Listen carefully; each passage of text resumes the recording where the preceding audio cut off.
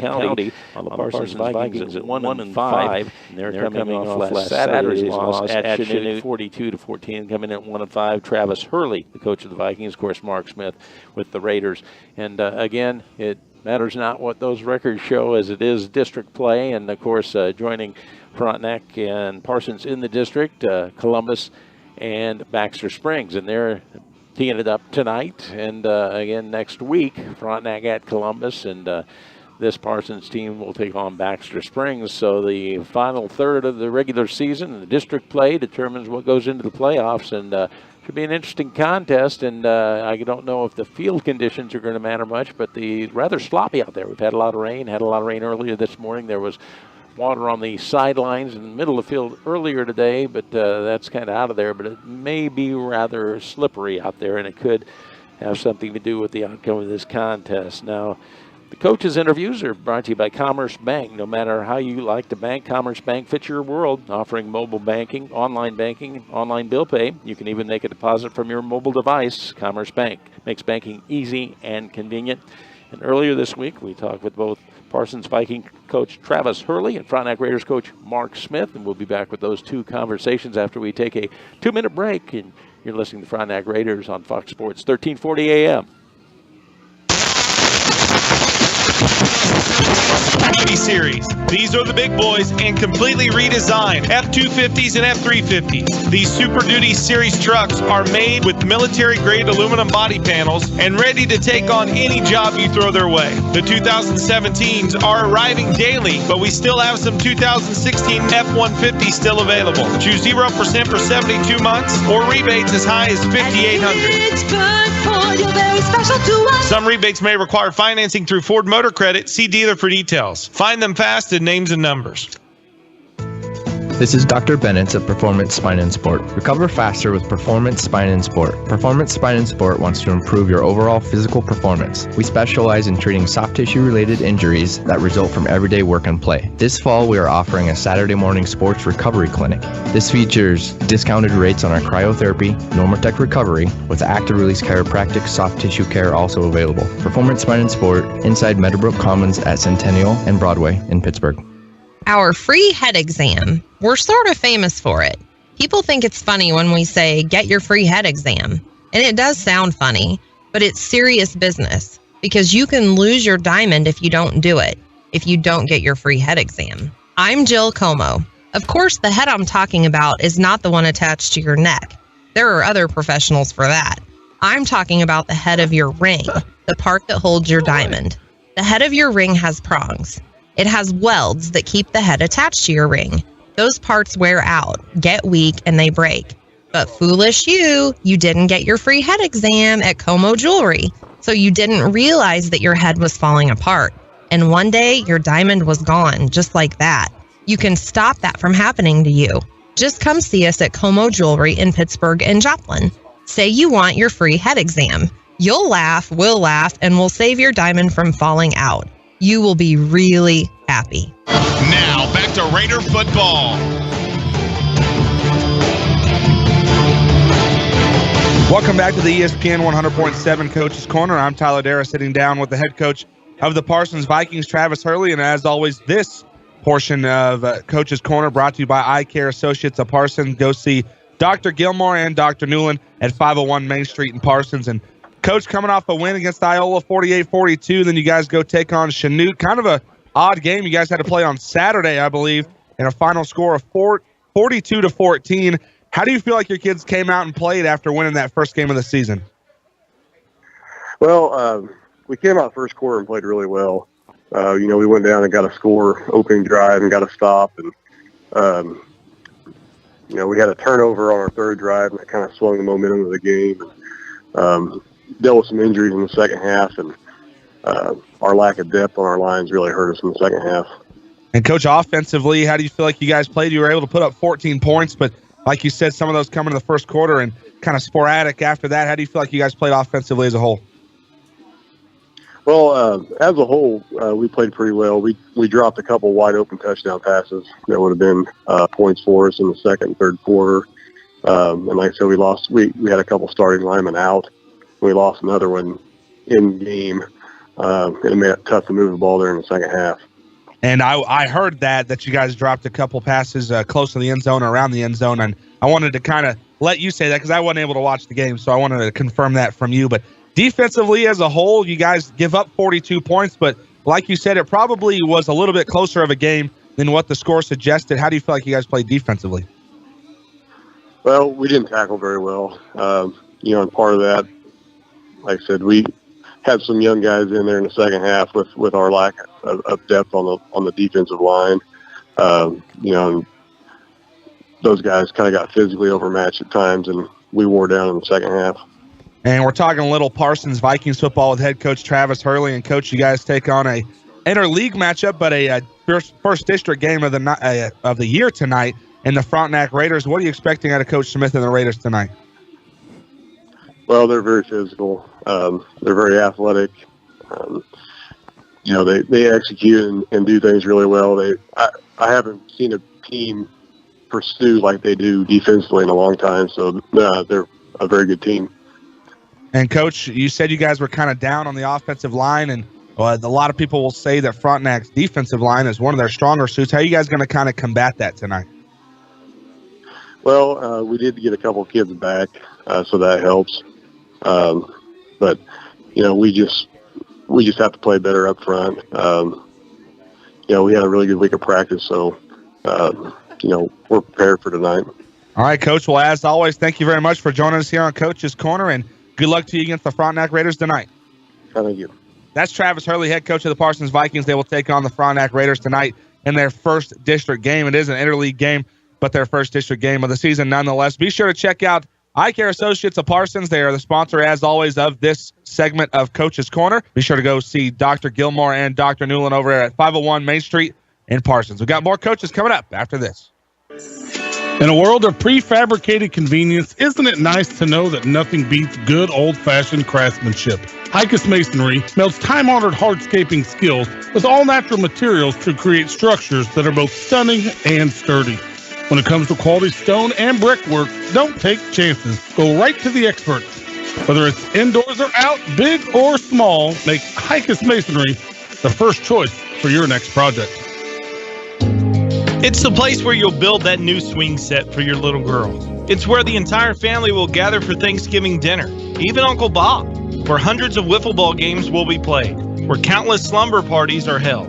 It's your home, where memories are made every day. To view all of the current listings, browse their website at pitrealty.net. Your new home and your new memories start at Pitt Realty. Are you tired of all those confusing checking account options? The Kansas Teachers Community Credit Union makes your choice simple. We only have one option. Our checking account has no monthly fees, and if you maintain a $2,000 minimum balance, we pay you interest. Get the Credit Union Advantage at 416 North Broadway or call 620-231-5719 for more information. Deposits are federally insured by NCUA up to $250,000. CDL offers a comprehensive, proactive maintenance program to keep your business electrical systems running efficiently. Without inspection and proper care, it could be just a matter of time before your operation is damaged and your customers are impacted. You can trust CDL Electric to solve your problems before they happen and supply the parts you need to keep your electrical system in excellent condition. Don't wait until you have to call an electrician. Call the professionals at CDL today. Find them fast at names and numbers. Now, back to Raider football. It's time for the Frontenac Raiders Coach's Corner. I'm Rob Strand talking with Frontenac coach Mark Smith. The Raiders improved to 6-0 with a 43-0 shutout win at Altamont against Labette County. And, Coach, I know you have to be pleased with the performance of the Raiders on Friday night. Yeah, I could kind of just feel it on the bus ride over. They had a sense of readiness, and they were just fired up for the big game. They knew Labette was a pretty good team, but we just played very well on both sides of the ball, especially defense. We're very physical, and our focus and intensity really showed on Friday night. And we talked prior to the contest, kind of interesting heading into districts. You had, the CNC SEK game. You had an unfamiliar opponent, a team that was on a roll. And although there wasn't necessarily anything riding on it except for keeping the unbeaten season going, it was still a big game. Oh, definitely a big game. Our kids wanted to kind of show how good we were, and I think we did that. Our kids were excited. It was kind of a fun game to just watch our kids excel. We were just very physical on defense. We were flying around to the football. On offense, we got a few early drives to get that lead, and then our defense just kind of took that momentum. Had 4 interceptions and a fumble recovery, so had some big hits on defense. Really frustrated their running back, and made their quarterback just feel the pressure every time we could, and that kind of affected their passing game. But it was a great team win for us. And again, Labette County took won the coin toss, took the football, and defense able to stop, and Raiders put points on the board early. That's kind of been the theme, and that's always a big plus. Yeah, it's always great to get the lead early. Kind of takes a little pressure off you early. Just let you kind of get into the game a little quicker. The defense, once again, gets great field position at the Brandon Lucas interception. The offense went down and scored about 5 or 6 plays. Defense got a great stop again, gave us great field position. They had a tremendous punt, pinned us deep inside the 3, but we didn't get far out. But we gave them the ball back, and then our defense made them go 3 and out, and they had to snap it over the punter's head, gave us a 9-0 lead, and we scored on the next drive on offense. We went up 16-0 pretty quick, and from there we just felt the blood in the water, and we just kept attacking. And right before half, had a couple turnovers, or it could have been a bigger lead at halftime. I guess that would have been only discouraging part in that first half. Yeah, that's what I told them. We just got to take care of the ball, especially when we're inside the 20, 25-yard line. So those are the few disappointing plays in the game on offense, because I thought our offensive line played very physical. They were showing us a lot of different looks up front, 3-man, 4-man, 5-man looks. So offensive line really got off the ball. We ran the ball pretty well. And we had some big passing plays because of it, because they were loading the box and being pretty aggressive, and our receivers made some big plays out wide. I'm Rob Strand, talking with Frontenac coach Mark Smith. The Raiders 6-0 after that 43-0 shutout win at Altamont against Labette County. And again, a potent offense, coach. And, they got flirted with the red zone a few times, but pretty much seemed like the defense was in control. The human eye blinks about 17,000 times a day. But here's a real eye-opener. Dry eyes can cause irritation, red eyes, and blurred vision. Don't assume your blurry vision means you need new glasses or contacts. The doctors at Kanar Eye Care are experienced in diagnosing and treating dry eyes with the newest treatments available. So schedule your eye exam in Pittsburgh or Girard with Kanar Eye Care, the clear choice. Find them fast in names and numbers. At Commerce Bank, we offer auto loans that fit your world. In my world, I need a different car, so I need an auto loan now. The next car I buy will be red, fast, sporty, and we probably want 3 rows so the kids can really spread out. Whether you're buying new or used or refinancing your current car, Commerce Bank can help. We'll get you a competitive auto loan that fits your budget and flexible payment options that make sense for you. We can even pre-approve a loan so you can start looking for that car that fits your family. We make it easy. So apply today at a branch, over the phone, or online at commercebank.com. Easy? That's great. Easy. That's Commerce Bank. What do you know about Crestwood Country Club? Did you know that all new members will receive 3 $20 food certificates for use upon sign-up? How about the fact that it typically takes less than 4 hours to complete a round of 18? Crestwood also offers plenty of space for private functions such as birthdays, weddings, reunions, or any other special events. The 2016 membership drive is in full swing. For more information, contact General Manager Todd Casey at 231-6530. A golf heaven at a value price. Crestwood Country Club. Jock Snitch Sporting Goods. For whatever game you play. Jock Snitch Sporting Goods at 6th and Broadway in downtown Pittsburgh has new shoes coming in daily for everyone to start school on the right foot. Nike, Adidas, Converse, Brooks, and Asics. A huge selection of Oakley, North Face, Nike, and Adidas backpacks. Gear up at Jock Snitch for all your back-to-school needs. You got the sports look of today. Sporting Goods from Jock Snitch. At Evans Motors, we have something for everyone. Looking for a truck to help get the job done? It's on our lot. Need a gas saver to get you around town? It's on our lot. In the market for something reliable for your new teen driver? It's on our lot. Is your family growing and you need a vehicle with more space? It's on our lot. Come see all the vehicles on our lot at Evans Motors at the junction of 69 and 400 Highway just south of Pittsburgh, or check out our digital dealership online at evansmotors.net. Now, back to Raider football.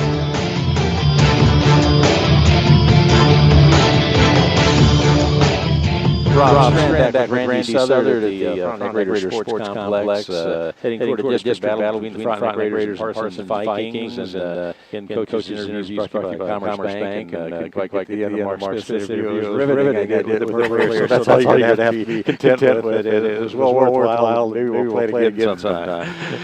Look around the area. Other area games, courtesy of Lindbergh Pharmacy. Additional quality service continues today, just as it has since 1877. Lindbergh Pharmacy staff strives to provide superior clinical services and convenience to our customers. Look around the area. Other area games, courtesy of Lindbergh Pharmacy, of course, here on Fox Sports 1340 AM. Frontenac playing host to Parsons on our sister station, ESPN 100.7 FM, Pittsburgh High, traveling up Bonner Springs, and on 93.1 FM, Colgan. Playing host to Yates Center. Those are three broadcasts we have going. And again, we stream all those contests live at ESPN1017.com. So you have the opportunity to watch and listen if you care to. Some of the other contests in the area, Galena at Cherryvale, and Battle of CNC Team Riverton calling on Southeast, and also Columbus at Baxter Springs, Girard entertaining Anderson County. And of course, last week's victim of Bet County at Independence. They moved that game to Independence because of the field conditions. We've also got Chanute at Coffeyville, Fort Scott, Lewisburg, over on the Missouri side, Joplin at Hillcrest, Wood City. Travel to Branson. Carl Junction visits Nixa. It's Carthage Show, and Lamar Tigers home against Seneca. So that's a look around the area at other area games, courtesy of Lindbergh Pharmacy in Pittsburgh, Bonner Springs on 100.7 FM. Colgan Yates Center, Yates Center, Colgan on 93.1 FM, and of course Frontenac playing those Parsons here on Fox 1340 AM. We stream all those contests live at ESPN 1017.com. We'll be back with the starting lineups after we take another 2-minute break. 2 minutes. You're listening to Frontenac Raiders on Fox Sports 1340 AM. Hi, I'm Kenny Garland. My real name is a Kansas City Chief, but I'm also a proud graduate of Pittsburgh State University. Pittsburgh State offers more than 200 degree programs, small class sizes, and tuition so affordable, and Pittsburgh State a top 10 offer on Washington Mercury's collegiate best bank and bet list. But don't take my word for it. Visit Pittsburgh State Accelerators right now at Gorilla.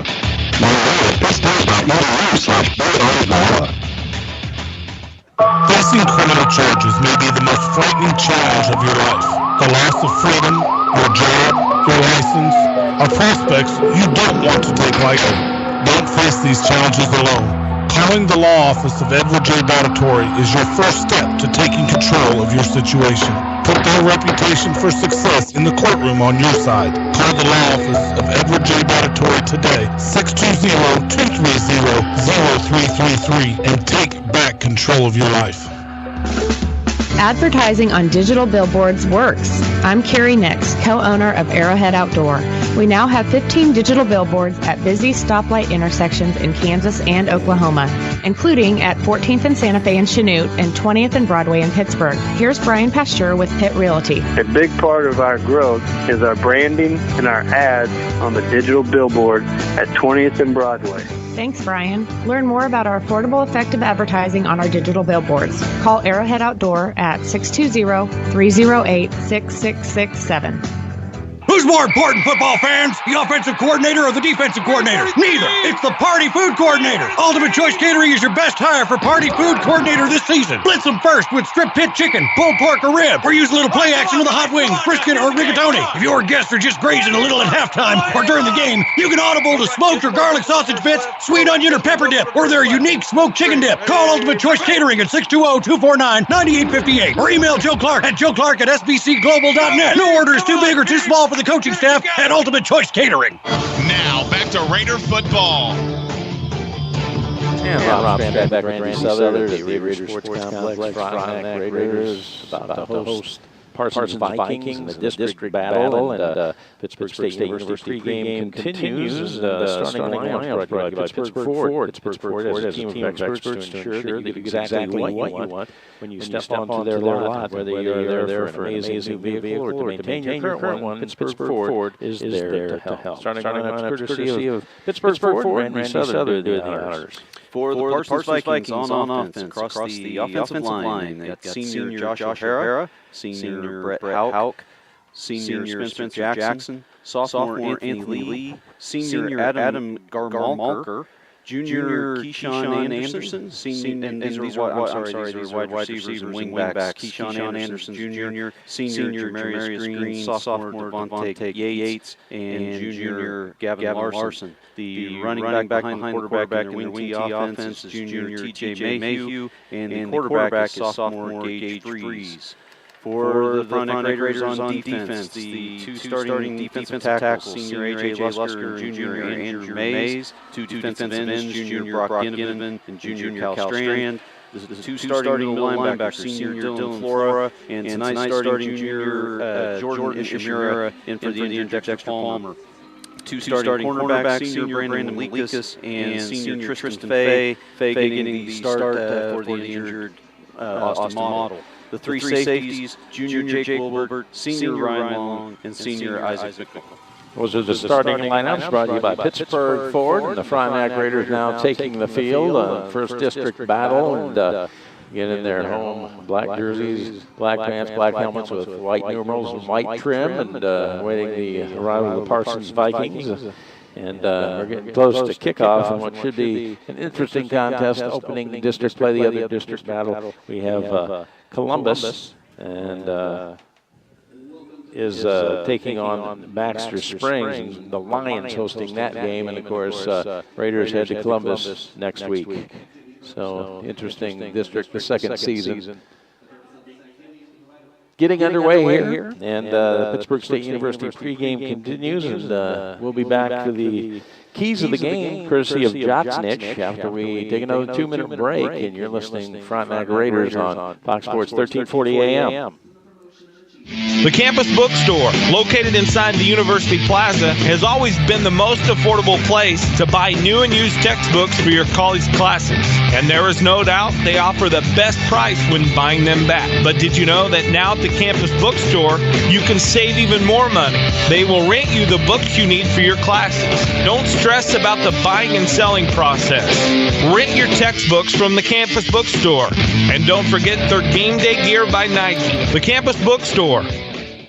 SEK Urgent Care is celebrating 10 years of providing medical care for our community. From sneezes to stitches and everything in between, SEK Urgent Care is there for you 7 days a week. At SEK Urgent Care, walk-ins are always welcome, and most insurance is accepted, including Blue Cross Blue Shield. We would like to say thank you to all of our patients, past and present, for trusting us with your illnesses and injuries. We look forward to many more years of service. SEK Urgent Care, 10 years and counting. Finding a lawyer means choosing someone with experience, confidence, and a good track record. Every legal situation is unique, and you need someone who will give you the level of comfort that he or she will treat your legal problem like it is their own. J. Gordon Gregory of the law firm of Wilbert & Towner is ready to provide you with that type of specialized assistance. With over 30 years of experience in Southeast Kansas, Gordy is ready to give you the personalized legal service your problem needs and deserves. Call J. Gordon Gregory of Wilbert & Towner today at 620-231-5620 or contact him online at wilburtontowner.com. Trust J. Gordon Gregory with all your legal problems, including divorce and custody cases. Are you tired of all those confusing checking account options? The Kansas Teachers Community Credit Union makes your choice simple. We only have one option. Our checking account has no monthly fees, and if you maintain a $2,000 minimum balance, we pay you interest. Get the Credit Union Advantage at 416 North Broadway or call 620-231-5719 for more information. Deposits are federally insured by NCUA up to $250,000. Now, back to Raider football.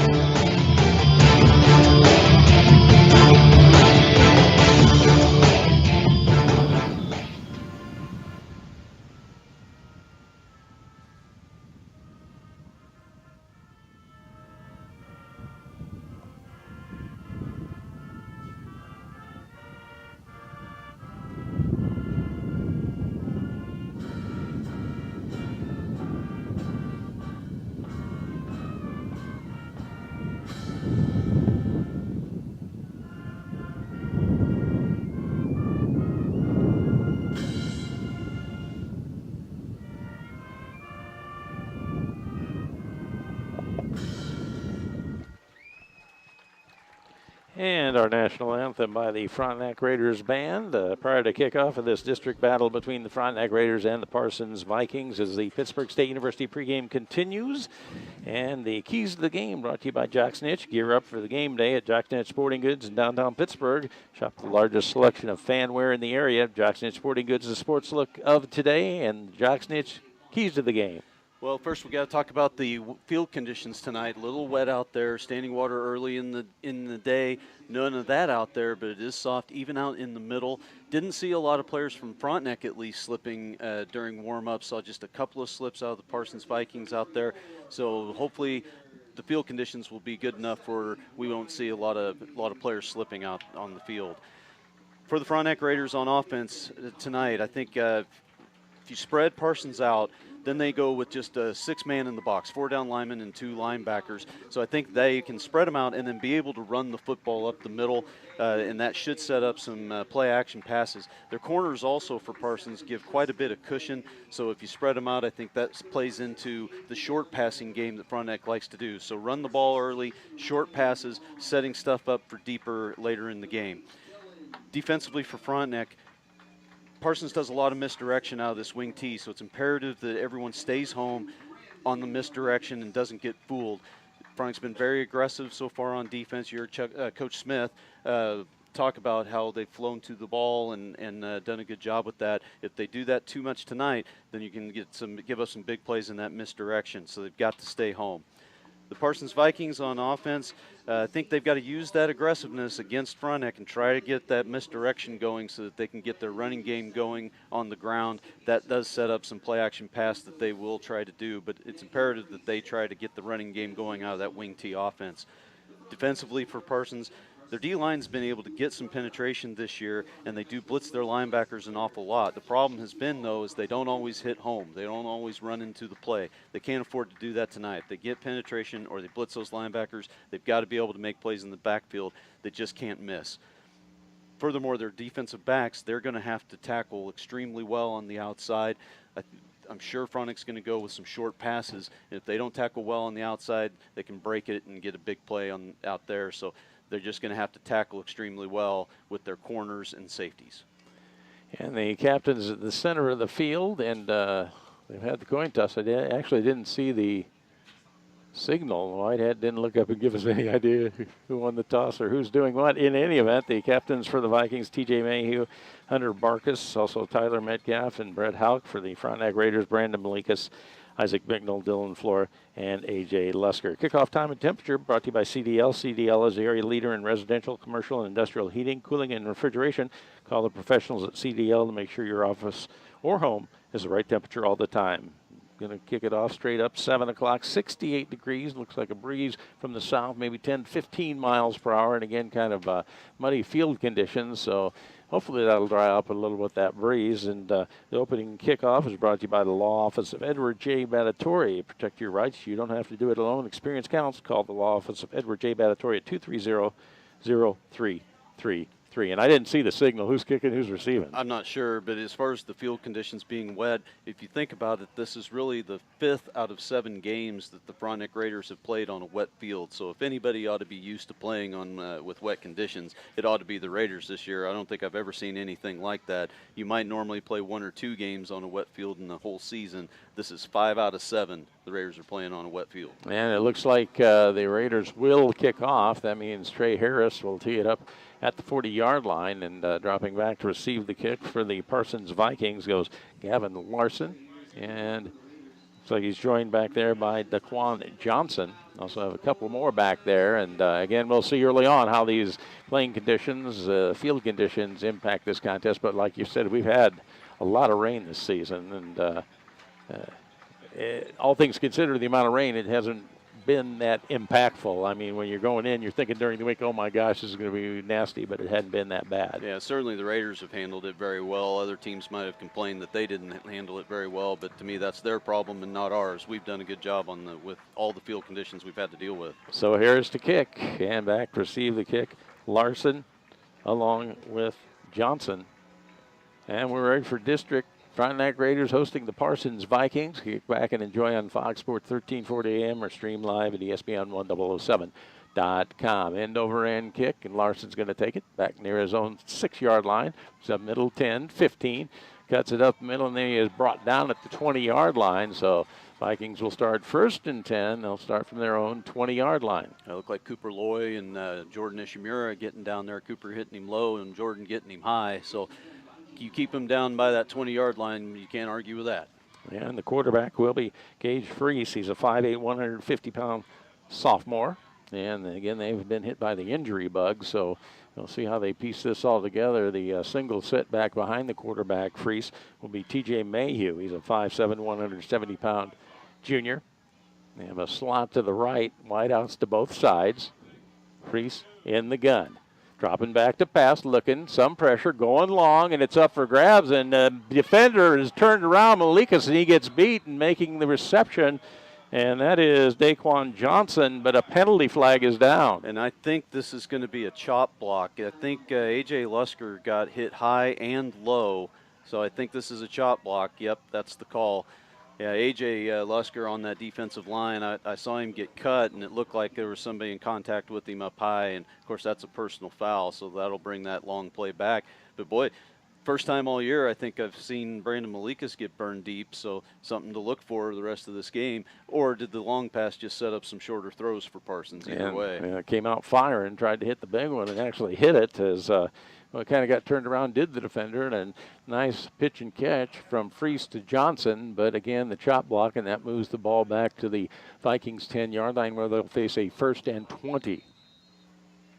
Well, just a big mistake up front and miscommunication on that line, taking away a huge play for Parsons. Wide to the right side goes Devontae Yates. Out wide to the left, that's Hunter Barkus. Slots to both sides, the single setback. That is Mayhew behind the quarterback, and there's a give, and nothing much there. As trying to see, was that Mays in there and some other tacklers in there. Well, Mays got to him first, and Lusker was right behind him. And then I tell you, if you get 2 defensive tackles that are going to make plays behind the line, you're going to have a long night. I was trying to find who the defender or the running back was. I didn't see who ended up with the football. I'm pretty sure it was Mayhew. Mayhew, and he was stopped for no gain. 2nd and 20. Vikings from their own 10. Dropping to pass. That's Freese going along the far side, and he's got that is caught as the defender didn't turn around and out near the 45-yard line and a 1st down. Well, you're exactly right.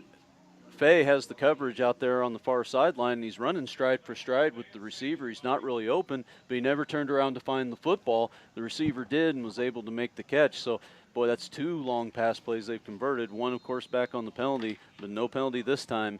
A huge conversion for Parsons. So the Vikings with a 1st and 10, and they'll be at their 44-yard line, their own 44. And wideouts to both sides, slots to both sides, out of the gun. That's Freese. Looking to pass once again, coming near side, got a man, and it's picked off, and that is Jake Wilbert, and he avoids the quarterback, and he's still on his feet inside the 20-18. What a perfect defensive effort, as it looked like the defender opened.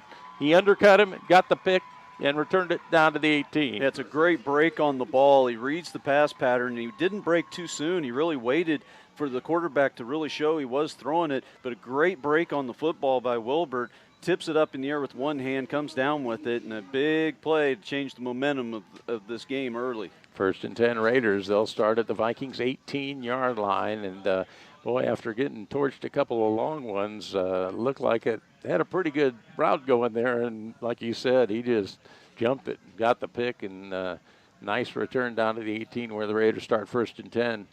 Trips right, couple wide outs left. Malikas out of the gun with the football. Quick hitch left side. That is complete. And that is Becknell, and now a penalty flag on the blocking back in the area where you get the hold. Yeah, it's a hold, and a pretty clear hold out there on the far side by the blocker. But there was that short pass, that quick pass we talked about in the keys that I thought you'd see from Frontenac. Spread them out, use that cushion.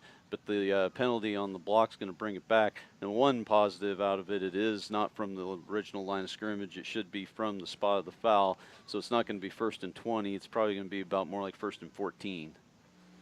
Yes, they actually did gain about 6 yards on that completion, and like I said, from the penalty, and boy, early on, a little rough start here for the Raiders, both sides of the football, and they will have a 1st and 14 from the Vikings 22-yard line after the mark-off.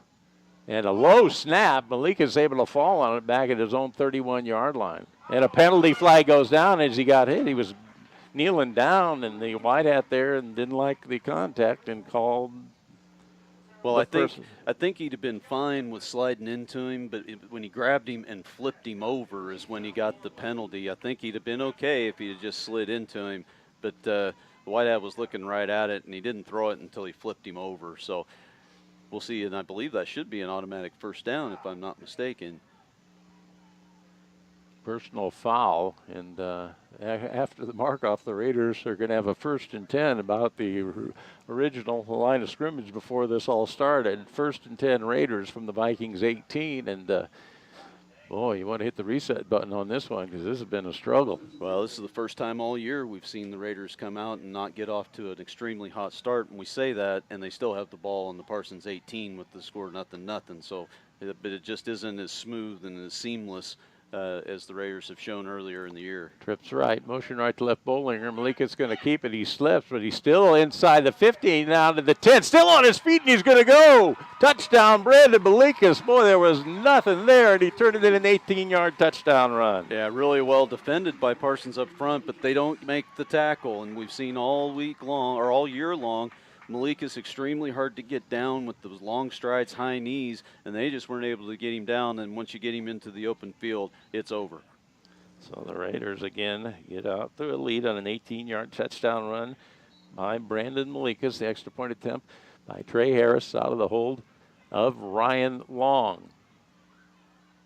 That kick is up plenty long enough. It is good. 9:35 left first quarter. Frontenac leads Parsons 7-0. We'll be back in 30 seconds. You're listening to Frontenac Raiders football on Fox Sports 1340 AM. This is Dr. Bennett of Performance Spine and Sport. Recover faster with Performance Spine and Sport. Performance Spine and Sport wants to improve your overall physical performance. We specialize in treating soft tissue-related injuries that result from everyday work and play. This fall, we are offering a Saturday morning sports recovery clinic. This features discounted rates on our cryotherapy, Normatec recovery, with active release chiropractic soft tissue care also available. Performance Spine and Sport, inside Meadowbrook Commons at Centennial and Broadway in Pittsburgh. Now, back to Raider football.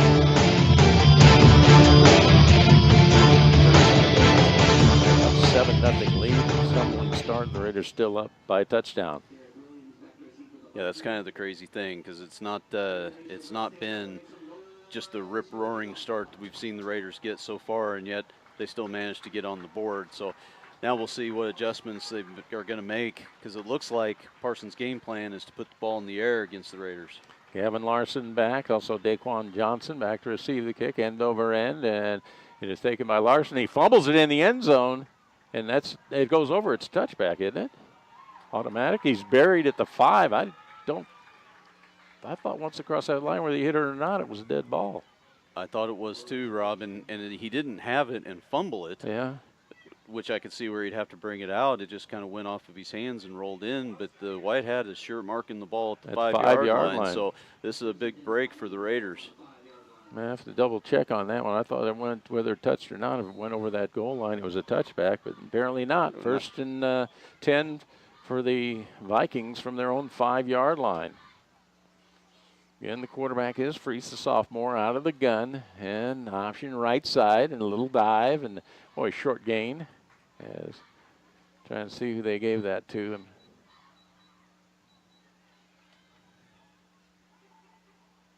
That looked like that was Mayhew for a short gain. And he had originally it looked like he had a little bit of a crease, but boy, it closed down real quick. Test in the middle, eventually here comes the misdirection. 2nd, 8 for the Vikings from their own 7-yard line. Again, Mayhew lining up behind the quarterback, Freese in the gun. They got slots to both sides, wide outs to both sides. Now motion right to left. There's a pitch, sweep the right side, cutting inside, and it's still on the move. That is Jamarius Green, and he is finally tripped up and brought down out near the 24-yard line. He's got a first down. Well, that sweep has been one of the best plays that they've had all year for Parsons on offense.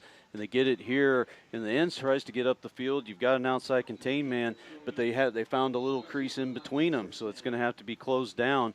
And then no one there in pursuit-wise, and doesn't make any contact till he gets to the free safety and corner. So Green with 18 yards. Vikings a 1st and 10 from their own 24-yard line. And Mayhew behind Freese, slots to both sides, rolling right. That is Freese looking to throw, puts it up, got a man open. It is complete, avoids one tackler, two tacklers, and finally brought down out at the 41-yard line. He's got a first down. Well, nice route. Raiders sitting back in zone coverage. Ran that curl route, found the hole in the zone, and a well-delivered ball by the quarterback, and not much pressure with him rolling out. So 1st and 10, Vikings from their own 36-yard line is where it's marked. 8:07 left first quarter. Frontenac leads 7-0. Coming out wide to the left, that is Daquan Johnson. Again, the same setup, out of the gun, and there's a give, a dive. No, nothing there. And that time, was that A.J. Lusker on it? Yeah, A.J. with a big hit up the middle, just swallowed the running back again. Reminiscent of last week against Labette County, A.J. had a similar play and just swallowed him up and drove him to the ground. Loss of a couple. 2nd and 12 for the Vikings, now from their own 34-yard line. 7.5 minutes left first quarter. Frontenac the 7-0 lead. Out wide to the right goes Derek Williams. Wide to the left, Daquan Johnson. Slots to both sides. A single setback pitch, sweep, left side, and trying to turn the corner, but hemmed in and brought down, and that was Jamarius Green.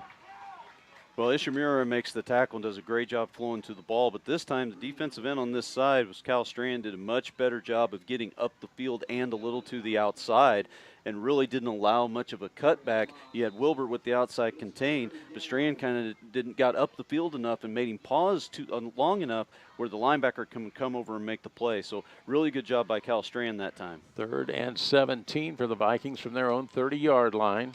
Again, Freese out of the gun. Quick hitch, right side, and boy, they're trying to set it up, but nothing there. Well defended, and still battling for yardage on his feet on the receiving end, Devontae Yates, but that was going nowhere. Well, I tell you, at first I thought it might be a double pass because I think that might have been a backwards pass, and I thought he was going to try to throw it. Now we see a flag on the far side now. I'm not sure what that could be. Oh, it's a face mask. Now, he didn't make a personal foul signal, so I think it may just be the 5-yard variety. It is. Oh, wow. Anyway, it actually lost about 3 on that. So the Vikings will face a 3rd and now 13 from their own 33.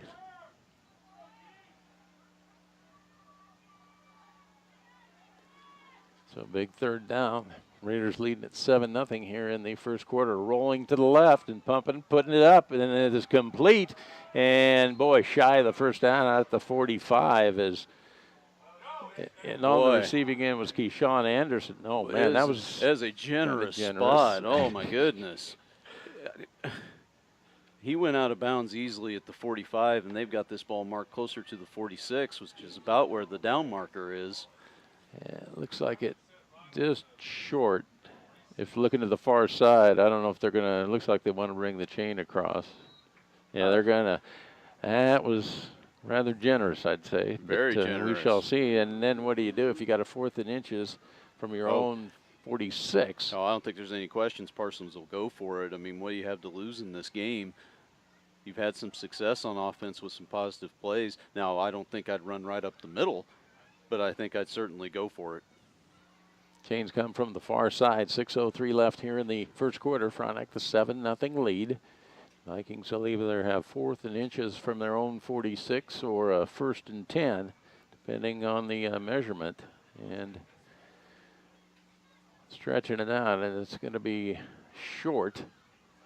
About the length of a football, it looks like. So, yeah, I think you're right. And then you at least try and draw them offside or, hard count, something along those lines. But can't imagine them not going for it. Oh, absolutely. You just have nothing to lose in this game. So how many opportunities do you think you might get? And Although the way this game has started, the Raiders just not quite on their top of their game just yet. Yeah, the Vikings with a 4th and inches from their own 46-yard line.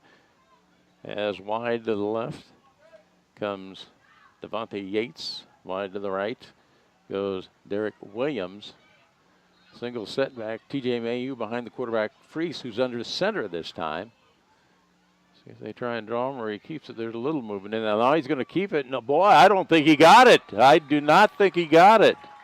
It's going to depend the spot near side, and it doesn't look like he gave him anything. Yeah, I don't think he made it, although it may have been a little generous, but I think this is still short. I can't imagine. It sure didn't look like he got anything out of it. The Parsons players are making some nice first down marks, but White Hat just pointed in Frontenac's direction.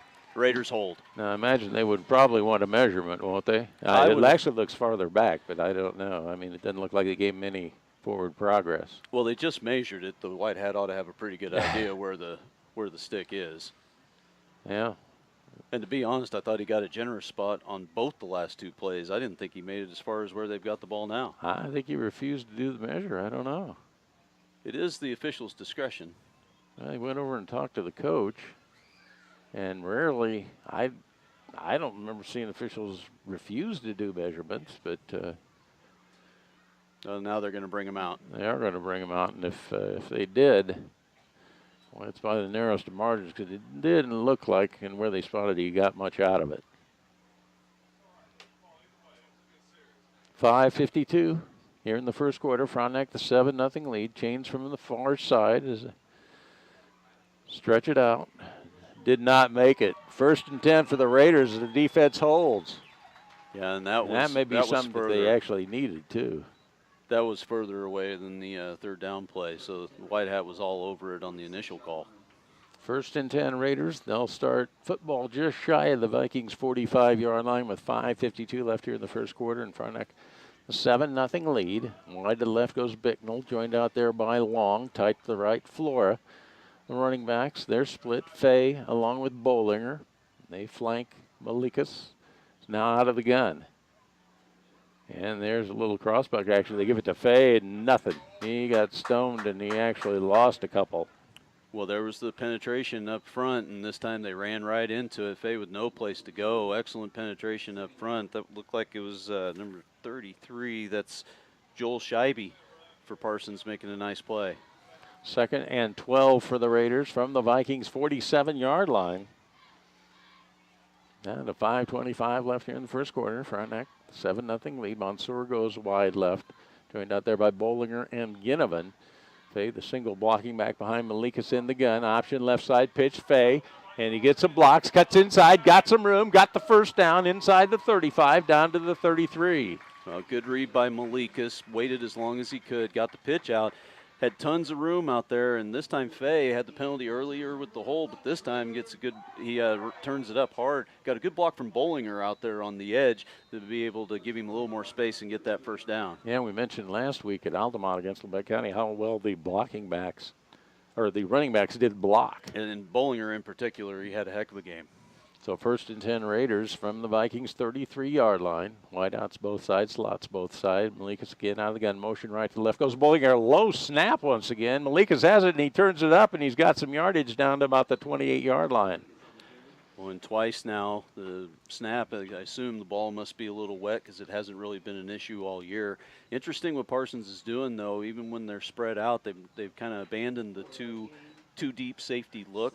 They're now going with 1 deep safety, and it looks like man-to-man coverage on the outside. So we'll see if the Raiders can take advantage of that as this game progresses. 2nd and 6, Raiders from the Vikings' 29-yard lines where they mark it. Running backs in the eye this time. Malikas under the center.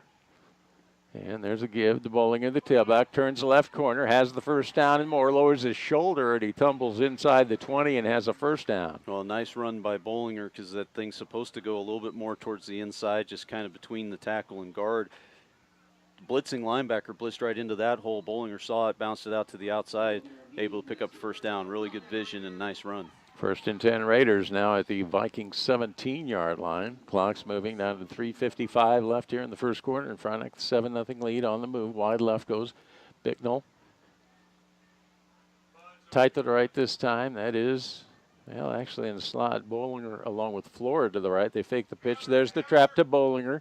And he straight arms and got a good gain on first. They keep the clock rolling. Why is that? You've escorted him out of bounds about the 12. I'm not sure, but the little kind of almost a little wingback reverse there from Frontenac. And, you know, the play's pretty well defended, yet still gets 6 yards. How many times have we said that this year? So the Raiders, just a little different look there in Bollinger, like he says, gets 6. The Raiders face a 2nd and 4 from the Vikings 12-yard line. Wide left goes Ginnivan, coming wide to the right. That's Mansour. Bollinger in the slot right. Flora slot left. With a little indecision now. Motion left to right goes Flora. Rolling right and man open and dropping it is Flora. Now it hit the ground. One of the Vikings came up with it. It's an incomplete pass. Hit the ground. And again, Flora didn't make the catch, didn't look it in. He was wide open. Yeah, I think they are calling incomplete pass. Ball hit the ground when he dropped it. But, you know, smart hit, though. Why take Flora on up high? You're not going to win that if you're a defensive back. So a smart hit going a little bit lower, able to knock that ball out. 3rd. Let's call a 5 for the Raiders from the Vikings 12-yard line. Wide right is Long. Slot right, Bollinger.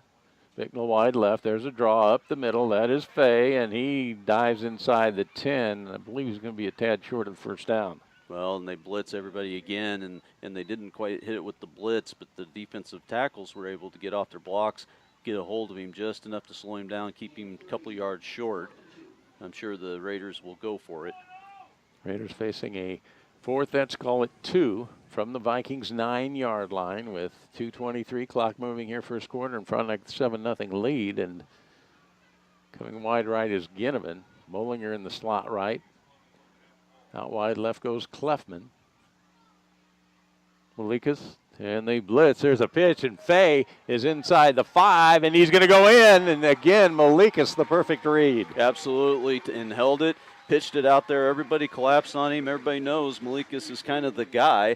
So the defense really keys on him. Everyone goes towards that. He pitches it out and easy running. Broke one tackle to about the 5.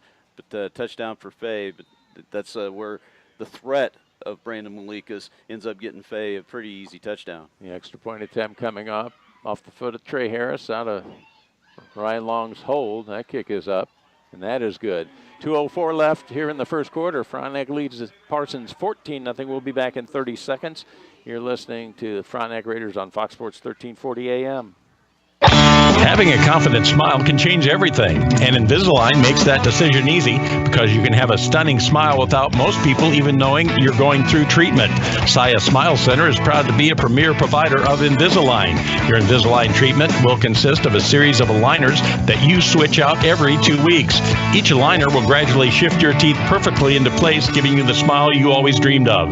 Call Saya Smile Center today for your no-cost consultation. Saya Smile Center, 4095 Parkview Drive in Frontenac, 620-231-7242. Now, back to Raider football.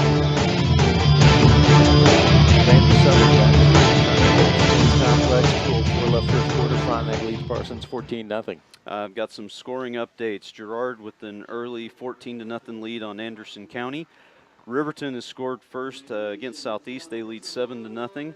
And then Colgan, happy to be playing the other 2A schools now. They lead Yates Center 21-0 in the first. Back to receive the kick. Larson drops back with Johnson for the Vikings. End over and kick from Harris. Johnson takes it, backs it to 5, brings it to middle to 10.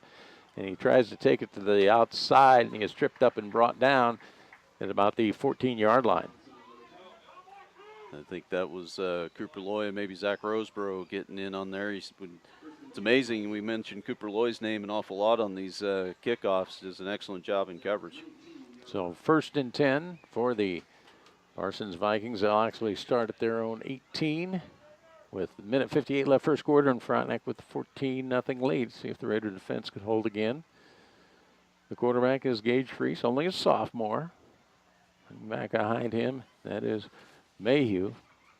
Again, slot backs to both sides, wideouts both sides, and there's a give, and keeping the football and nothing doing as Freese tried to keep it, and he was thrown down at the 15. Well, and this one makes you wonder whether the quarterback's reading it or whether he's told what to do, because if they're reading that option, certainly should have given the ball. Defensive end was waiting on him, stick with the quarterback. He kept it. Strand was right there at that defensive end spot to smother him for the loss. So a 2nd and 13 for the Parsons. Football resting just outside the Vikings 15 with a minute and a half remaining first quarter. Wide to the left comes Johnson. Wide to the right side goes Yates. And Freese out of the gun. Running back behind him, that's Tyler Metcalf looking to throw and pressured and able to get around the corner. Now going long, and it is overthrown. And, well, I tell you what, I'll give credit to that quarterback biding his time, and he had a receiver just overthrew him a tad, but he got behind the defender. It could have been a lot worse. Yeah, and there was a little bit of contact with the ball in the air on that far side. I was looking at the back judge and the side judge, see if they were going to flag for interference, and the Parsons coaches over there looked like they were calling for it, but no flag thrown. So a 3rd and 13 for the Vikings with the football just outside the 15-yard line. Coming out wide to the left is Daquan Johnson. And they got a wide out right, a couple of slots in the running back. Metcalf behind the quarter, low snap. Freese has trouble, comes up with it, puts up, got a man open, and I'll tell you what, Brandon Malika's coming over as Gavin Larson had it in his hands, but he was looking for the defender also and let it slip through him. But a penalty flag, and they're going to have a roughing the passer. Yeah, and I didn't see the hit on the quarterback, but I wonder if the receiver, kind of saw out of the corner of his eye Malika's coming over and was worried about the hit, but he was open. If he catches that ball, it would have been a first down anyway. So, and then you get the late hit apparently. And the Vikings, via the penalty route, get the first down, 1st and 10 from their own 31-yard line. And minute 4 left here in the first quarter, and Frontenac up 14-0. Going out wide to the right side goes Derek Williams. Wide to the left comes Daquan Johnson. Again, Freese out of the gun. And they fake the pitch and trap up the middle, and not much doing. As they were able to get it to Mayhew, and he was stopped for no gain. Mays and Lusker in the defensive tackle spots are pretty well controlling the middle of the line, and that time Dylan Flora getting in on the hit as well. But the defensive tackle's plugging everything up the middle. Looks like Parsons may keep trying to get to the outside, keep throwing the ball, because they've had some success with the passing game, whether it be penalty or completion. Vikings 2nd and 10 from their own 31-yard line. Again, wideouts both sides, slots both sides. Single setback, TJ Mayhew behind quarterback, Freese. And there's a trap, and Ginnivan rudely throws Larson to the ground. And we'll see where they mark it, but there's a big loss. Yeah, and this is kind of that misdirection. You fake the dive to the left side, you bring the wing back around almost like a reverse. But Ginnivan does a great job getting up the field, turns his head. He got up the field as deep as the ball. He didn't overrun it, got as deep as the ball, turned in, there was the back. So great job of doing his job by Ginnivan. That's the end of the first quarter. Frontenac, the 14-0 lead over Parsons. We'll be back with second quarter action after we take a 30-second break. You're listening to the Frontenac Raiders on Fox Sports 1340 AM. In a world of prefabricated convenience, isn't it nice to know nothing beats good?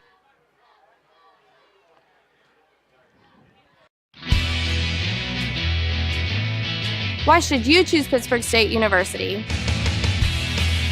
Nationally recognized academics. Student-friendly tuition. Incredible athletics. The amazing campus. Whatever you're looking for in a university, you'll find it here. It's why you belong. It's why you belong at Pittsburgh State University. The mark of a great body shop is no mark at all. Whether your vehicle has minor door dings, scratches, been in a fender bender, or just needs a complete makeover, Vietti Auto Body in Pittsburgh will make it look as good as new. Vietti Auto Body on East 4th in Pittsburgh since 1948. Find us fast in names and numbers. Since 1945, Tri-State Building has been helping build the four-state area, providing quality construction services and dependability at competitive prices. Tri-State Building has a reputation as a general contractor and an authorized Butler builder, which holds experience, quality, and reliability above all other considerations. Tri-State Building has built a multitude of projects and is your full-service design build contractor that can take you from concept to grand opening. For an honest and proven contractor, call us, Tri-State Building. Every 4 years, the fastest and strongest among us come together to determine who's the best in the world. At Frank Fletcher Toyota, we invite you to run through the tape. The best-selling Toyota RAV4 leaves the competition in the dust. Drive away a brand new Toyota RAV4 for as little as $24,997 or get 0.9% financing for 72 months. And every Toyota comes with Toyota Care, our 24-month complimentary maintenance plan. The best deals on the best cars in America. Now a penalty is false start going to go against the Vikings. Yeah, I think that was Keyshawn Anderson in that wingback spot, took off a little early. So it's going to be 3rd and 20 for the Vikings from their own 21-yard line. Now the Raiders had been in obvious passing situations, had been going to a 3-man line, bringing an extra defensive back, or actually bringing in an extra linebacker. Looks like right now they're going to stick with the 4-man front, I believe. Yeah, they are. So maybe abandoning that tactic. Got 3 out to the left side, 1 right. Freeze to throw, looking over the middle, pressured, come from behind. That's Gideon on the chase, and he puts it up and throws it well out of bounds. And boy, who was that? Bollinger got in there? Yeah, really good pass rush by the Raiders all around. But the key to this play was Wilbert was out on the wide receiver to this side, and he played bump and run coverage and did a great job of holding up the receiver and not letting him get out into his pattern. That's where Freeze was wanting to go, was this receiver, but he wasn't even into the pattern yet because Wilbert did a great job of chucking him at the line. 11:53 left, first half. Frontenac leads at 14-0. Parsons punting situation, 4th and 20 from their own 20. Back to receive the kick. Isaac Bicknell stands back at his own 40-yard line. And back to punt, Cody Stevens. And he's going to stand about his own 6-yard line. The official's getting set here. And good snap, some pressure, but a low end over end. And we'll see if he's going to pick it up. And he's going to be brought down right at the 44-yard line. Good coverage there as Derek Williams landed Bicknell. They're going to give him the 45-yard line. So 1st and 10, Raiders will start from their own 45-yard line with 11:44 left, first half, leading 14-0. Well, and the Raiders really need to start figuring some things out up front. There's been an awful lot of penetration. Malikas has been able to make some plays, and they've been able to get to the outside. But up the middle so far, Parsons' defensive line has done a great job getting penetration. The Raiders' offensive line needs to figure this out. Wide to the right goes Long. Bollinger, slot right. Out wide left, that is Bicknell. Rolling right, Malikas puts it up, and it is complete. Then is Long, and he's wrestled out of bounds short of midfield after a gain of about 5 yards. Well, I tell you, the Raiders are a little bit lucky. I thought there was a pretty obvious hold on the end of the line. Kind of spun a kid around. No flag thrown, so the Raiders get away with one. Get a nice gain on first down. 2nd and 5 for the Raiders. Football resting just on the Frontenac side of midfield. With 11:15 clock moving here in the second quarter, and the Raiders with the 14-0 lead. And Malikas out of the gun. Okay, the blocking back to his left, and he just leads him to the left side, Malikas. And he drags a pile down near the 37-yard line, and well, not much. He just took off running and was able to pick up about 15. Well, and that play was blocked a little bit better. The left side of the line crashed everything down to the inside, allowing Malikas to get to the outside. The receivers getting pretty good blocks downfield, so a little bit better that time by the Frontenac up front. 1st and 10, Raiders from the Vikings 37-yard line. Long splits wide right, out wide to the left. That's Bicknell. Running backs in the eye behind Malikas, who's under the center. Cooper Grant reverses out, gives it to Bollinger, tries the right side, and boy, it's a leg drive. Flirts with a 35, but not much there. Yeah, good hard run because he gets hit about at the line, maybe 1 yard, and is able to just kind of bully his way forward. So a good hard run by Bollinger. But again, pretty good defense by Parsons up front. Bollinger unofficially 3 carries, 21 yards. And the Raiders going to face a third, let's call it 8. Ball shy of the Vikings' 35-yard line. Or second down, right? Second down, yes, second down, sorry. As Mansour brings the play from the sideline, then splits out to the left side. Ginnivan in the slot to the left. Couple of blocking backs flank Malikas, and they give, and he's going to keep it straight up the middle, 30, 25, 20, 15, 10, 5. Touchdown, Brandon Malikas from 35. It's a great read. You get the zone read play, and I thought for everything he was going to give it, and he pulls it out at the last second, had a big hole on the left side of that line, one great stiff arm on the defensive back, and then it's clear sailing to the end zone, but just a great read at the beginning of the play to keep that and take it himself. And just that, tell you what, he makes up his mind and he goes. And you have some tacklers have an angle on him. He just splits him and goes 35 yards for the score. Now Trey Harris with the extra point, and that is up and good. 9:48 left here in the first half. Frontenac 21, Parsons nothing. We'll be back in 30 seconds. You're listening to Frontenac Raiders on Fox Sports 1340 AM. Raider Express, Frontenac's downtown convenience store, is open and ready to serve you. Check out the expanded seating area. Raider Express is the home of the student basket special, including your choice of a cheeseburger or chicken strips with fries and a drink for only $5. Don't forget Raider Express for breakfast, pizza, and a great selection of grocery items, too. Stop in, and while you're filling up your tummy, don't forget to fill up your gas tank, too, with quality Conoco fuel. The Raider Express in downtown Frontenac. Go Raiders! Now, back to Raider football.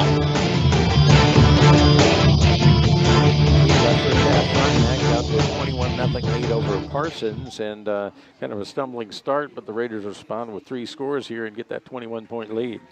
Yeah, starting to wake up a little bit. Kind of slipwalked through most of that first quarter and still had a lead at that point, but now starting to pick things up a little bit. Play much more like the Raiders team that we've seen all year. Harris teased it at the 40. Again, back to receive the kick. Gavin Larson drops back there along with Daquan Johnson. So they're inside their 10-yard line. Harris approaches. And end over end kick. Johnson's going to take it. Behind the 10, brings it up the middle, 15, 20, hurdles one tackler, and then he is planted at about the 24-yard line. Couple scoring updates, Rob. We got Galena playing Cherryville. Galena with a 21-0 lead on Cherryville. Coffeyville leading Chanute 7-6. Bonner Springs and Pittsburgh. Bonner Springs 8, Pittsburgh 7. So some of the updates. And of course, I guess technically the 5A with Pittsburgh in the playoffs now. They're all starting in districts, I guess, in that level, and proceed from there. Is that correct? That's the way I understand it in any event. But, I thought they do a ranking. Yeah, they rank them. There's 16 on each side or something like that, and so they need to get a win up there. Bonner Springs. 1st and 10 Vikings from their own 24. Pitch, sweep, left side, and nothing going on there. I see a Raider getting up slow because it looked like a crackback block that the block was actually in the back, which that's not legal. You can crack back, but you still have to get your head in front, and looked like Ginnivan took one in the back as he was trying to get the ball carried to turn it back up the field. He was a little slow in getting up. Loss of 4. Nice effort there by the Raider defense, and 2nd and 14 for the Vikings. They'll be at their own 21-yard line. It's wide left. It goes Johnson coming wide to the right side. That is Yates. Now in the slot to the right side. Keyshawn Anderson. Priest out of the gun. Rolling right. And he's pressured, puts it up, and it is picked off by Wilbert inside the 15, and he is still on his feet, and he's inside the 5, cuts inside, touchdown! Jake Wilbert picked it off, a pick 6. What a return. Well, give Brock Ginnivan an assist. A great pass rush, maintained outside leverage, but flushed the quarterback. Wilbert sitting back in zone coverage, came off of the man he was originally on when the ball was thrown, makes a nice pick. And then I think everybody thought he was either down or out of bounds. It looked like everybody kind of stopped, but he kept going, ended up finding his way into the end zone, his 2nd pick of the night. And again, to attempt the extra point is Trey Harris out of the hold of Ryan Long. This one is up, and it is good. 8:47 left first half. Frontenac 28, Parsons nothing. We'll be back in 30 seconds. You're listening to the Frontenac Raiders on Fox Sports 1340 AM. Watco Companies has been a member of the Pittsburgh community since 1983. Now a national freight transportation provider, Watco serves customers in 26 states by offering transportation, mechanical, and transload services. Whether transporting potatoes from Idaho, replacing rail cars in Iowa, or transloading rock in Alabama, Watco will never forget their roots because there's no place like home. Watco supports Pittsburgh community athletics and wishes all area teams the best of luck. Now, back to Raider football.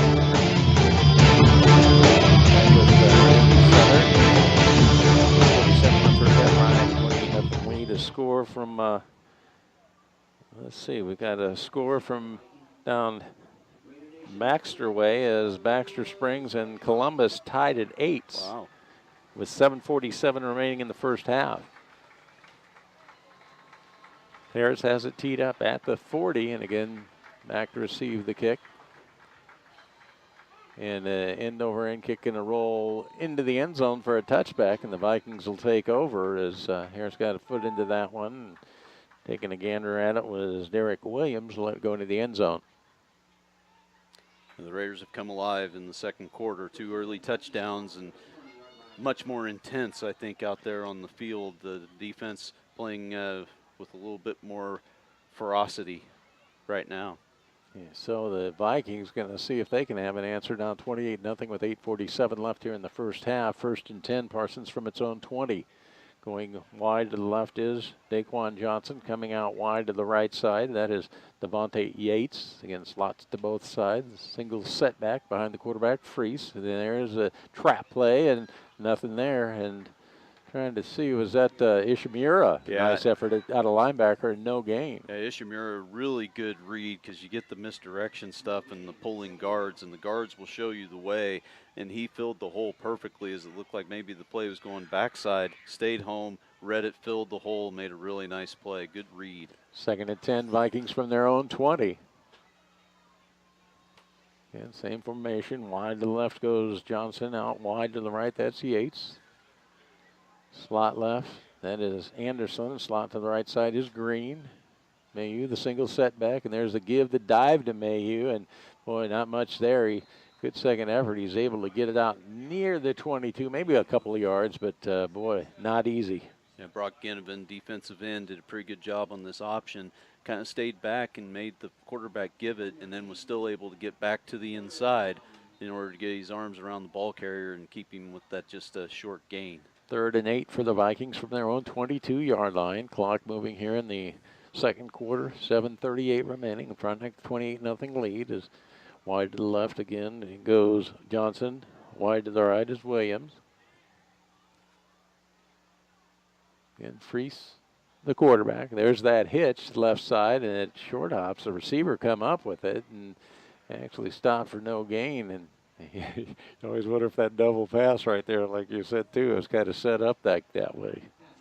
Yeah, I assume that must have been backwards on the throw a little bit because it sure looked like it skipped in there to me too. But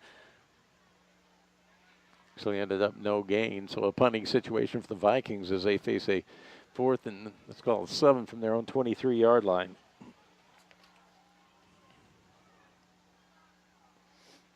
Back to receive it is Isaac Bicknell. Kick off the foot of Cody Stevens, who stands back inside his own 10. Snaps some pressure, gets a kick away, a low line drive, and it takes a Vikings roll. And Bicknell thought about it, but bearing down on him was Derek Williams on the coverage, and he decided to let it roll dead back at the Raiders' 37-yard line. That's where they'll start 1st and 10. Yeah, good choice by Bicknell that time. Ball not rolling very hard. You got pressure coming down on you. There's no sense in even trying to pick that one up. Only cost the Raiders about a yard or two. So 1st and 10 Frontenac. Raiders will start from their own 37 with 6:31 remaining in the first half, leading 28-0. Again, they're going to have what the little Raiders perform at halftime, I believe. A little entertainment. Malikas out of the gun. Fade the single setback to his left, rolling left, some pressure, putting it up, and it is overthrown and almost picked off. Pass thrown behind Flora. And, boy, having designs on a pick was Hunter Barkas, but it just sailed past him. Yeah, one of the rare poor throws, and just didn't get his shoulders turned, rolling to his left, didn't get his shoulders turned back to the right quite enough, and that ball sailed on him. 2nd and 10 for the Raiders from their own 37-yard line. Frontenac, the 28-0 lead, heads to Columbus next Friday. While Parsons will visit Baxter Springs, and those two knotted at 8ths, middle of the second quarter. Interesting time of year. You get that second season district play. You throw the records out and see what happens if you get in the postseason. Out of the gun, Malikas gives it to Bollinger in motion right to left. He's inside the 40, 45, 50, and boy, dragged down clumsily at the Parsons 49-yard line. He gets up a little bit gingerly as he went down awkward, but he waves off the coach saying, "I'm fine." But really good on the jet sweep this time. Left side of the line, and didn't allow any kind of penetration. Gave Bollinger some clear sailing to the outside. And wide receivers is always getting pretty good blocks out there, so a nice pickup for Bollinger. 1st and 10 Raiders. Football just shy of the Vikings 48-yard line, down to 6:06 left here in the first half. Frontenac, the 28-0 lead. Long goes wide right, Bollinger wide to left. Flora tight left side. Out of the gun, Malikas gives it the dive. That's Fay. He cuts back. He's inside the 40, 35. Needs a block. Gets a block. Cuts to the 20, and he is collared and brought down now near the 17-yard line. A really good hole up front this time. No penetration. You get the trap block, and you get the linebackers blocked as well. Had a nice crease right up the gut, able to break it to the outside, but really well done by that offensive line up front, playing much better lately in this game than earlier. 5 carries, 56 yards, and a touchdown for Tristan Fay. 1st and 10 for the Frontenac Raiders. Ball resting at the Parsons Vikings 17-yard line with 5:39 left here in the first half. Frontenac, the 28-0 lead. Coming wide left, that's Mansour. Slot to the left, Ginnivan. Running backs in the eye this time behind Malikas, who's under the center. There's a give. That is Bollinger. And, boy, tell you what, he put the brakes on and then tried to stretch it outside. Pretty nice gain down to about the 11-yard line, but it's kind of an odd-looking play. He just stopped on a dive, took a right turn, and ended up picking up about 5. Well, he was going to run into one of his blockers if he hadn't stopped, which, in the old days, the running backs were told if there's no place to go, you put your head down, you put it right in the back of the blocker, and he'll go get a block a little bit harder next time. But pretty good push on that right side, though, to get what he got. 2nd and 5 Raiders from the Vikings 11-yard line. Get out of the eye. And Malikas looking to throw. He's got a man open. That is complete, and that is Flora. Cuts inside a tackler, and he is stopped just shy of the goal line. Well, nice play action fake. You get the naked bootleg. Malikas coming out. 2 receivers out there, just 1 defensive back. Made the right choice. Went to Flora wide open. Couldn't quite get into the end zone, but nice execution of the play. So the Raiders face a 1st and goal. Football resting inside the Vikings 1. The clock moving down to 4:20 left in the first half. Frontenac 28-0 lead. Running backs in the eye. Behind Malikas under center. Fay the fullback, the tailback. That's Bollinger. Malikas.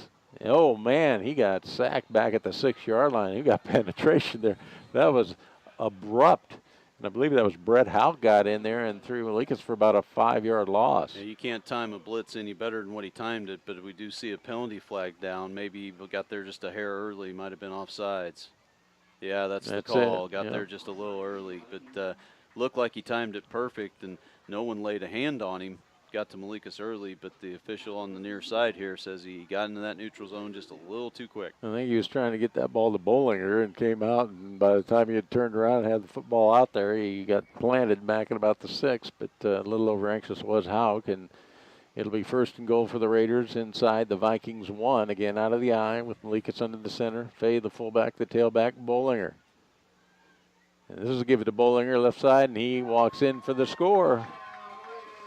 Yeah, left side of the line, great job pushing everything down to the inside, leaving a big gap on that left side. Bollinger walks into the end zone. So the Raiders add to their lead on a yard run by Caden Bollinger. And I'd say the slow start is over. And Trey Harris again to attempt the extra point out of the hold of Ryan Long. And the kick is up, and it is good. 3:48 left first half. Frontenac 35, Parsons nothing. We'll be back in 30 seconds. You're listening to the Frontenac Raiders on Fox Sports 1340 AM. PhelanLawFirm.com. Were you hurt on the job? PhelanLawFirm.com. Were you injured in an auto accident?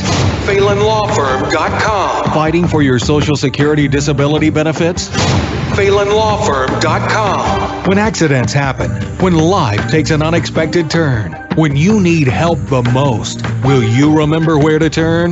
The law office of William L. Phelan at PhelanLawFirm.com. Now, back to Raider football.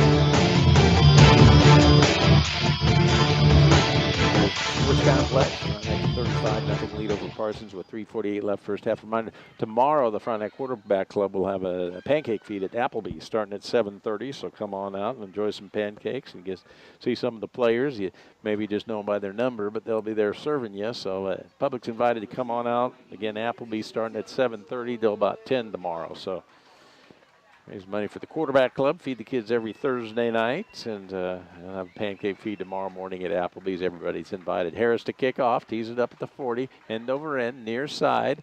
And again, it's going to trickle into the end zone as it was over toward Derek Williams. He thought about it, but let it go in for the touchback. And the start 1st and 10 will the Vikings from their own 20, down 35-0 with 3:48 left first half. Yeah, a little surprising he didn't field that one, but maybe he felt like he might not have got even back to the 20. So take the safe route and start from that 20-yard line. And looks like the first teamers staying in there on defense. Of course, you got the district games, a couple more after this one, and you want to get them on there. There's a few games they weren't on the field much there, so you're talking conditioning here and see how that goes. Free side of the gun, Vikings from their own 20, 1st and 10. And there's a give. That's to the tailback. And again, not much going on as T.J. Mayhew tried the left side. Got a couple of tough yards. Yeah, Hosterayer's getting in on that one, but I think Flora might have got to him first. Good read and filling the hole nicely. And I did notice Peyton Brown's in at corner, and on the far side, Brendan Ishimura in, so giving the two starting corners a bit of a break. And, of course, you had Austin Model, who's kind of nicked up in the Labette County game, but should be back next week. But would be in that defensive backfield normally. The pass, freeze. Boy, he's pressured, puts it up long, and it is going to be, almost picked. Boy, well defended by Bicknell. He went up and tried to pick off the pass intended for Keyshawn Anderson, and it fell incomplete. Well, Anderson was going to run by the linebacker, and I think that's what the quarterback saw. But Bicknell was sitting back in that free safety spot just waiting to see where he was going to throw it, broke on the ball, and really made a nice play. And as you said, almost got the pick, but good job by Bicknell to read that quarterback, break on the ball. 3rd and 8 for the Vikings from their own 22-yard line. 3:01 left here in the first half. Frontenac 35-0 lead. Out wide to the left side goes Johnson. Coming wide to the right, that is Williams. Slots to both sides, single setback. That is Mayhew. They fake the give to him, rolling right, freeze. He's got a man open, and it is caught. That is Larson, and he steps out of bounds about the 41-yard line, and then he's drilled. Actually, about the 43. Well, really good play design. You got the receiver on the far outside that runs deep, and quite frankly, he was open really deep, but might have been a little too far for the quarterback to get him the ball. But then you run the second one. You don't just run him out to the flat. You kind of run a wheel route so he gets beyond the safety that's sitting in the zone coverage for the short ball. So you kind of get that spot between the safety, the weak safety that's playing up and the corner that's playing back, and they hit it just perfect. So 1st and 10 for the Vikings as they are at their own 43-yard line and keeping it is Freese. He's got some yardage and, boy, just a few missed tackles, and he's hemmed in, brought down just as he crosses midfield into Raider territory for a pickup of close to 7. Well, the first time the quarterback keeps the ball and you get misdirection. Everything's going to the right. This time the Raiders over-pursue. He goes back to the left, and there's nobody there. First time he carried it tonight, and it's a really nice gain on first, set up second and short, which is exactly where Parsons wants to be. Vikings second and a couple from the Raiders again to the 49-yard line. As wide to the left once again goes Johnson. Coming out wide to the right side, that is Yates. And slots to both sides. Single setback Mayhew behind Freeze. Quick hitch left side. That is complete and taken off. And with a first down. And on the receiving end was Daquan Johnson. Well, I tell you, he took that ball and took off like he was shot out of a cannon and able to pick up that first down. It's a good, hard run. Got just what he needed, plus a couple. 6 out of 12 for Freeze, 84 yards. Been picked twice. One of those a pick six. And the Vikings with a 1st and 10 from the Raiders' 44-yard line with 2:07 left here in the first half. Frontenac 35-0 lead. Freeze out of the gun, looking to throw. Backed up, some pressure, goes long, far side. He's got a man, and it is, in and out, and now a penalty flag goes down. Is one of the Raiders going to be called for a pass interference, I believe? Yeah, I got a little bit too many hands on the receiver. Brendan Ishimura was back in there, and but in a way, it's a good penalty because if he doesn't get a hold of him, it's probably a touchdown. In this case, of course, high school, college, pass interference beyond 15 yards down the field is just a 15-yard penalty. So 15-yard penalty is better than giving up a touchdown. Yeah, it was a well-thrown ball, and the receiver was there, and 15-yard mark-off, and the Vikings will have a 1st and 10 from the Raiders' 29-yard line. 2 minutes left here in the first half. Frontenac, the 35-0 lead. Freeze has shown if he can be given some time to sit back in the pocket to throw it, he's a pretty effective passer. Quite frankly, better than I thought I'd kind of seen on film. He's played pretty well tonight. And only a sophomore. 2 minutes left here in the first half. Frontenac, the 35-0 lead. Timeout taken. So let's take a 30-second break, and you're listening to the Frontenac Raiders on Fox Sports 1340 AM. Finding a lawyer means choosing someone with experience, confidence, and a good track record.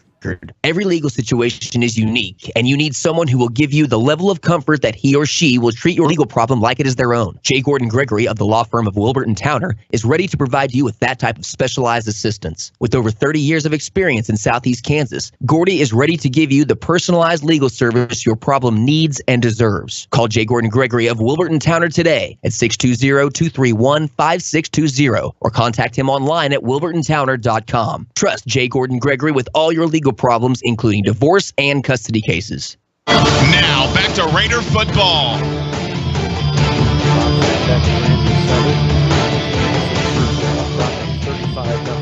Was driving, has started this on their own 20. They're down to the Raiders' 29 with a 1st and 10. Nice little drive by the Vikings here in the waning stages of the first half. Yeah, it was some well-executed plays. A few pass plays very well executed. The running play the quarterback got very well blocked, well executed. So Parsons showing some life, showing that they're not going to quit, not going to lay down. Derek Williams wide right, joined out there by Keyshawn Anderson. One wide out left. Slot to the right, Larson. Mayhew behind the quarterback, Freese. Again, drops back, looking to throw, swings one left side, and who was there? Somebody read that well and almost came up at the pick. Yeah, it was Jordan Ishimura from the linebacker spot, and to be quite honest, he was being blocked down the field while the ball was in the air. Kind of an offensive pass interference, but went over, just not quite able to come up with the pick. But a good read on the wheel route. They kind of ran the slant with the wide receiver, tried to run a wheel route with the wing back, get him open down the sideline, just not there. Well defended by the Raiders. Vikings 2nd and 10 from the Raiders' 29-yard line. Couple wide outs right, one left. Slot to the right side. Single setback Mayhew behind Freese, looking to throw again, pressured, and puts it up over the middle, and that's going to be picked. And is that Wilbert again on the pick, and he returns it near side 30, 35, and planted at the 40, and that is 3 interceptions for Jake Wilbert. Yeah, just sitting back in zone coverage, and basically had the ball thrown pretty well right to him. A little bit more pressure in the face that time, and the defensive tackles with a little bit better push up the middle. Maybe affected the view of Freese, the quarterback, because he threw that ball right to Wilbert. So 1st and 10 Raiders from their own 40-yard line with 1:45 left first half, leading 35-0. Score: Columbus leads Baxter Springs 15-8 with 1:45 left first half. Malika's out of the gun. Low snap once again. Malika's forced to scramble right, puts it up, and boy, he tries to put it in between a couple of Vikings. It's a little short. And the pass was intended for Ryan Long, and again, that was timing that thrown off by the snap. Yeah, and really just a good job, Malikas, get the ball out of his hands, avoid any kind of sack right there. And, yeah, it's incomplete, but it's better than a big negative play. 2nd and 10, Raiders from their own 40-yard line. 1:40 left in the first half, and Frontenac with the 35-0 lead. Again, 15-8, Columbus with the lead over Baxter Springs in the waning moments of the first half. Again, Malikas out of the gun. Boy, he wanted to throw, and now he pumps and got Mansour out at the 46. Bollinger released and went on. And I thought maybe Brandon saw him, and but he went short to Mansour.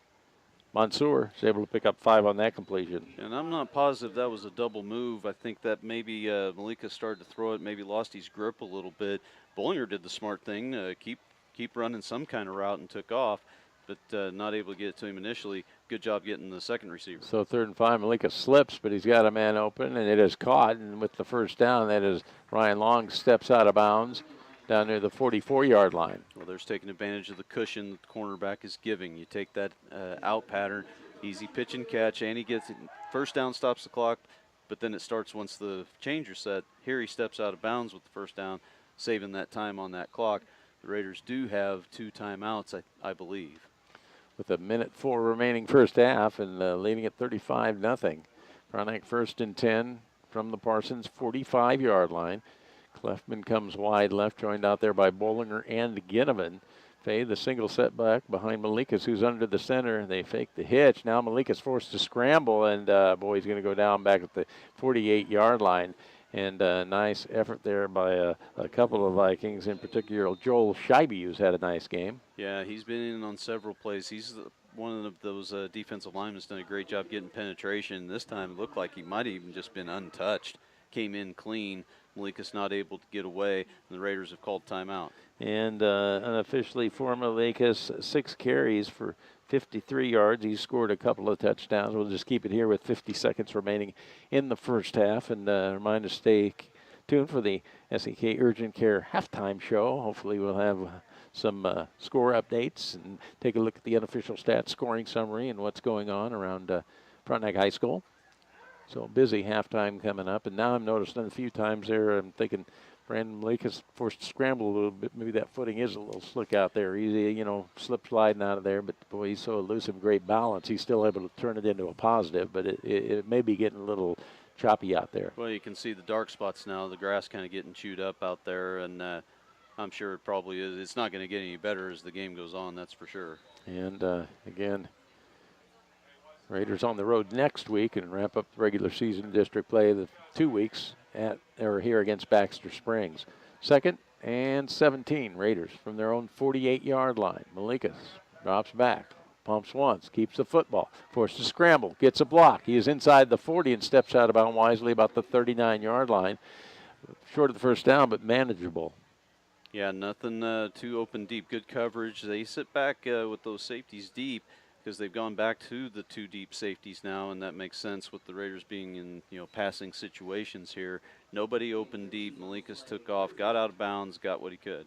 So a 3rd and 4 for the Raiders from the Vikings now, about the 38-yard line. Long goes wide right, joined by Bollinger and Flora. Wide left is Bicknell.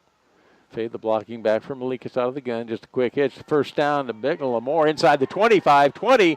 15, cuts in, and he is going to go in for the score. Touchdown as Brandon Malikas able to hit Isaac Bicknell on a 38-yard touchdown strike. Well, mentioned in the keys before the game, the defensive backs had to tackle well. This is just a quick little hitch pass.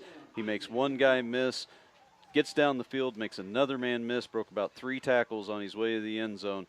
Excellent run by Isaac Bicknell to get a score with just 34 seconds before halftime. And again, Harris to attempt the extra point, and Ryan Long to hold.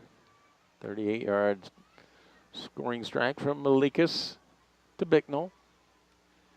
The extra point is up. It is good. 34 seconds left first half. Frontenac 42, Parsons nothing. We'll be back 30 seconds. You're listening to Frontenac Raiders on Fox Sports 1340 AM. Paynes Incorporated in Frontenac is the driveline specialist. Paynes handles all driveline repairs for cars, trucks, four-wheel drive vehicles, and farm equipment. Paynes can also handle any general machine work and offers 24-hour wrecker service. Call Paynes anytime, 231-3170. Paynes Incorporated is located at the intersection of West McKay and Highway 69 Frontenac Junction. Paynes Incorporated in Frontenac is the driveline specialist. Proud supporter of Frontenac Athletics. Now, back to Raider football.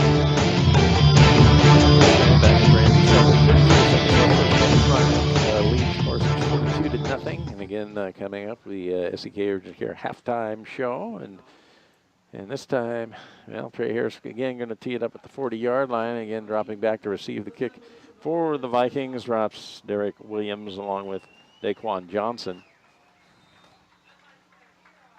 And the Raider fans up on this kickoff, end over end, coming to the near side.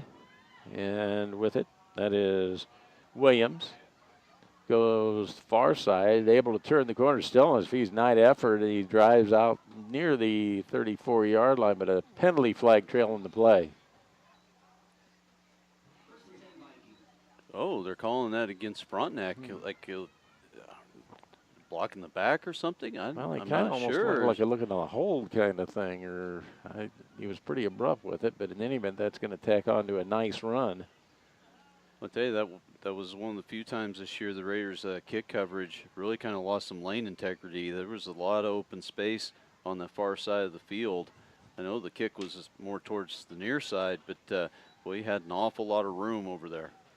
So 1st and 10 for the Vikings after the mark-off. They'll start from their own 45-yard line with 23 seconds remaining in the first half. Frontenac up 42-0. See if they got, still pretty much the first unit in there on defense, it looks like. And now it looks like they went to that three-man front you were talking about here in the waning moments of the first half. And there's a hitch left side. That is complete. And forced out of bounds after the reception about midfield. That was Daquan Johnson. The Raiders were perfectly willing to give that up. They had 2 corners and 2 safeties, all about 20, 25 yards down the field, and then making sure they don't give up anything over the top. So 2nd and 3 for the Vikings from the Raiders, 48-yard line. 19 seconds left here in the first half. Coming out wide to the right side is Devontae Yates. Wide to the left goes Derek Williams.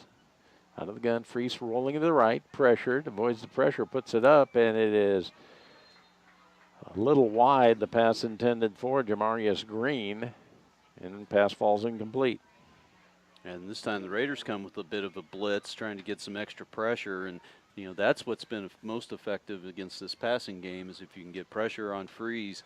That's when he's been throwing the ball away a little bit more, throwing some of those interceptions. So brought a blitz, got the pressure, got him to roll out, forced a poor throw. So a 3rd and 3 for the Vikings from the Raiders' 48-yard line, down to 13 seconds left in the first half. Wide outs to both sides, slots to both sides. The quarterback Freese in the gun behind him. That is Mayhew. And there is a pass complete. And inside the 40-35, slipping but still on his feet as he's able to turn the corner, and he could go. He's forced out of bounds inside the 15. We're real close to a block in the back. Official looked right at it, said it was on the side of the shoulder, so legal block. But, the Raiders playing this soft coverage and kind of giving the short throws. But if you're going to give up that short throw, you better be able to come up and make a tackle. And another positive, really good gain for the Parsons Vikings. They've got it all the way down to the 20, 3 seconds left. So here comes, you would think, the throw into the end zone. So a play brought by Freese into the huddle. Again, you only got time for one, so it's going to figure something toward the end zone. As wide to the left goes Daquan Johnson. That was Derek Williams on the receiving end of that last pass. Wide to the right, Devontae Yates looking to pass Freese. Some pressure, puts it up corner, and boy, he caught it for a score, but then it looked like the defensive back got pushed, didn't he? I don't think that was. I would not have called that offensive pass interference because they're both looking back for the ball and they run into each other. But a great job as he's falling to the ground of catching the ball. And that really good catch, Daquan Johnson. He's had a really nice game. So a pass of 20 yards from Freese to Johnson. And yeah, that was a nice effort to put it up for grabs, and Johnson made the adjustment. The freshman came down with it for the score. And they'll go for two with Mayhew behind the quarterback, Freese, who's in the gun. They got three right, one left. Rolling right, that's Freese. He's getting caught and dragged down. Was that Ishamira? Nice effort as he just ran Freese down, and the two-point conversion attempt fails. We've made it to halftime. Frontenac leads Parsons 42-6. We'll be back with the SEK Urgent Care halftime show after we take a 2-minute break. 2 minutes, you're listening to the Frontenac Raiders on Fox Sports 1340 AM. SEK.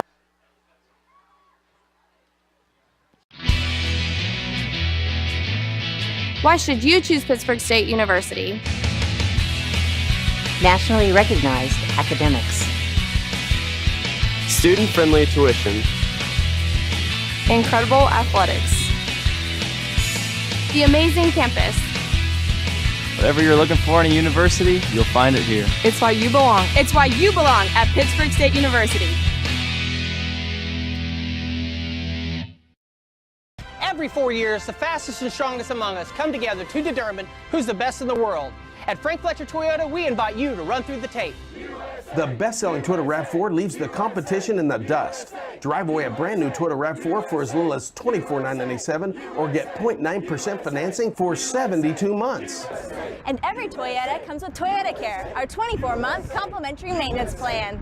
The best deals on the best cars in America. Only at Frank Fletcher Toyota, Joplin. Since 1945, Tri-State Building has been helping build the four-state area, providing quality construction services and dependability at competitive prices. Tri-State Building has a reputation as a general contractor and an authorized Butler builder, which holds experience, quality, and reliability above all other considerations. Tri-State Building has built a multitude of projects and is your full-service design build contractor that can take you from concept to grand opening. For an honest and proven contractor, call us, Tri-State Building. The mark of a great body shop is no mark at all. Whether your vehicle has minor door dings, scratches, been in a fender bender, or just needs a complete makeover, Vietti Auto Body in Pittsburgh will make it look as good as new. Vietti Auto Body on East 4th in Pittsburgh since 1948. Find us fast in names and numbers.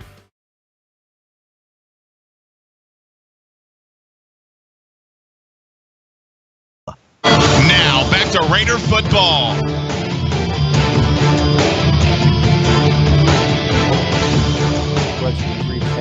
Frontenac Raiders lead the Parsons Vikings by a score of 42-6. It's time for the SEK Urgent Care halftime show. Located on the corner of Centennial and Broadway, SEK Urgent Care is dedicated to providing excellent medical care in a rapid, caring, courteous manner to walk-in patients 7 days a week, including evenings. The SEK Urgent Care halftime show. And the first half stats brought to you by Monica Kellogg CPA. Personal and small business tax preparation, along with a variety of other accounting practices, are available at Monica Kellogg CPA. Call today, 235-0920. Set your appointment. That's 235-0920 for Monica Kellogg CPA, LLC. And the first half stats courtesy of Monica Kellogg. The Parsons Vikings, Keyshawn Anderson to carry for no yards. TJ Mayhew had a half dozen carries for 4 yards. Jamarius Green, 3 carries for 9 yards. Gage Freese, 3 carries for 4 yards. Gavin Larson to carry -5 yards through the air. Unofficially, Gage Freese, 9 completions in 19 attempts, 138 yards and a touchdown. And Freese also threw 3 interceptions, all to Jake Wilbert, and one of those a pick-6. Frontenac Raiders, Brandon Malikas, 7 carries, 67 yards and 2 touchdowns. Caden Bollinger, 6 carries, 43 yards and a score. Tristan Fay, 5 carries, 56 yards and a touchdown through the air. Brandon Malikas, 6 of 9, 74 yards and a touchdown. The scoring summary goes like this: 9:35 left in the first quarter. Brandon Malikas, an 18-yard touchdown run. Trey Harris added the extra point. It was Frontenac 7, Parsons nothing, with 9:35 left in the first quarter. Then with 2:04 remaining in quarter number 1, Tristan Fay scored from 9 yards out. Trey Harris again good on the extra point. It's Frontenac 14, and Parsons nothing with 2:04 left in the first quarter. That's the way the first quarter ended. The Raiders leading the Vikings 14-0. With 9:48 remaining in the first half, Brandon Malikas took off on a 35-yard touchdown run. Trey Harris again good on the extra point. It was Frontenac 21, Parsons nothing with 9:48 remaining in the first half. Then with 8:47 remaining in the first half, Jake Wilbert at a 25-yard pick six. Trey Harris good on the extra point. Frontenac 28 and Parsons nothing with 8:47 remaining in the first half. And 3:48 remaining in the first half, Caden Bollinger scored from a yard out. Harris again good on the extra point. It was Frontenac 35-0 with 3:48 remaining in the first half. Then with 34 seconds remaining in the first half, Malikas hit Isaac Bicknell on a 38-yard touchdown pass. Harris good on the extra point. It was Frontenac 42, Parsons nothing. 34 seconds remaining in the first half. But last play of the first half, Vikings respond with a 20-yard touchdown pass. This one from Freese to Daquan Johnson. The extra point, two-point conversion attempt failed. It's 42-6. Frontenac lead, and that's where we are at halftime with Frontenac leading it by a 42-6 score. And again, the first half stats brought to you by Monica Kellogg CPA. And now we're going to come back and take a look at some of the goings-on in Frontenac High School and the area after we take another 2-minute break. 2 minute. You're listening to Frontenac Raiders on Fox Sports 1340 AM. Hi, I'm Dr. Brent Cousins. SEK Urgent Care is celebrating 10 years of providing medical care for our community. From sneezes to stitches and everything in between, SEK Urgent Care is there for you. At SEK Urgent Care, walk-ins are always welcome and most insurance is accepted, including Blue Cross. We would like to say thank you to all of our patients, past and present, for trusting us with your illnesses and injuries. We look forward to many more years of service. SEK Urgent Care, 10 years and counting. Whether you're securing a loan, purchasing property, or simply need a home improvement loan, University Bank can tailor any loan to fit your needs. All decisions are made locally by their loan officers, so you'll feel confident in knowing that University Bank is working for you. University Bank Branch GNB with locations in Pittsburgh, Galena, and Arma. Member FDIC and equal housing lender. At Lindbergh Pharmacy, we care about your health. From a qualified and caring staff to services like our Time My Meds and MedPack programs, Lindbergh Pharmacy provides personalized service you can count on. Refill prescriptions online at lindberghpharmacy.com or on your smartphone with our free Lindbergh Pharmacy mobile app. You can also sign up for our text alert program and we'll text or email you when your prescription is ready. Can't make it to us? We'll deliver your medications right to your door. Lindbergh Pharmacy, now 2 locations to serve you. A beautiful lawn doesn't just happen by itself. Sometimes you need a little help. That's where All Pro Lawn Care comes in, providing year-round property maintenance for commercial and residential customers, licensed and insured. You can trust the experts at All Pro Lawn Care, from mowing, edging, to tree trimming, leaf and snow removal. All Pro Lawn Care provides the highest quality work at prices you can afford. Call me, Jared Brooks, today at 620-249-7767. That's 249-7767. Go Raiders. Now, back to Raider football.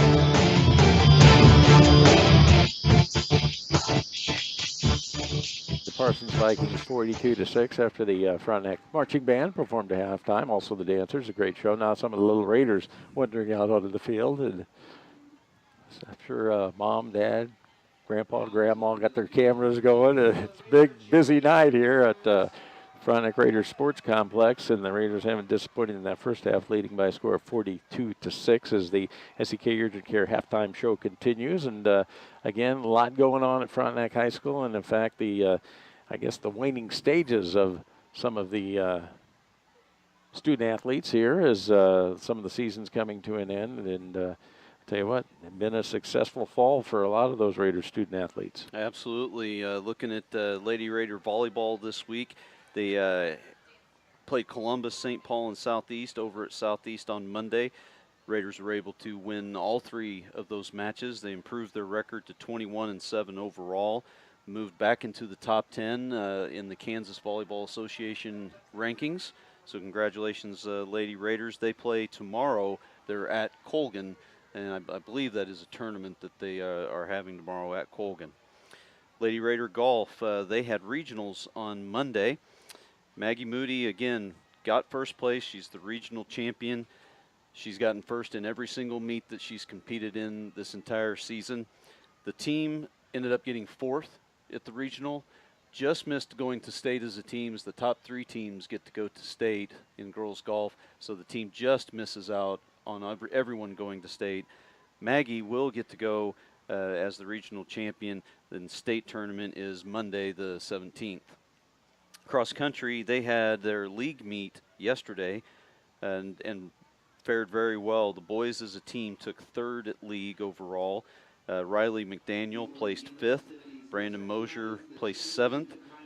The girls as a team, they finished 2nd at league. And considering you've got Kylie Lowe over there at Girard, one of the greatest cross-country runners, not just in this area, but actually throughout the entire United States. She's one of the best cross-country runners in the whole country. So Girard was going to probably get 1st. Lady Raiders get 2nd at league. Medalists were Jessica Peterson got 4th, Hannah Stover 5th, Maggie Murray 6th, and Madison Neiswanger took 8th. So an excellent job by the Lady Raiders. They will have regionals coming up this coming week. So busy time again. Go out and support all the student athletes as they're, wrapping up their season. I talked to golf coach Audley, and she was excited about getting to go on Monday with Maggie and expecting big things out of her. And I know, all the other coaches and their staffs and the student athletes, outstanding seasons and wrapping them up. And, looking forward to a nice end of the fall season there at Frontenac High School. Now, the Frontenac Raiders football team at 42-6 lead here at half. And, again, they'll need to get through this one before we head to Columbus next week. And as far as the district goes, and well, I tell you, nice crowd here on this Frontenac side, especially. A few folks made the trip from Parsons, but seeing an interesting first half, and already looking forward to the second half. We'll be back with more of the SEK Urgent Care halftime show after we take another 2-minute break. You're listening to the Frontenac Raiders on Fox Sports 1340 AM.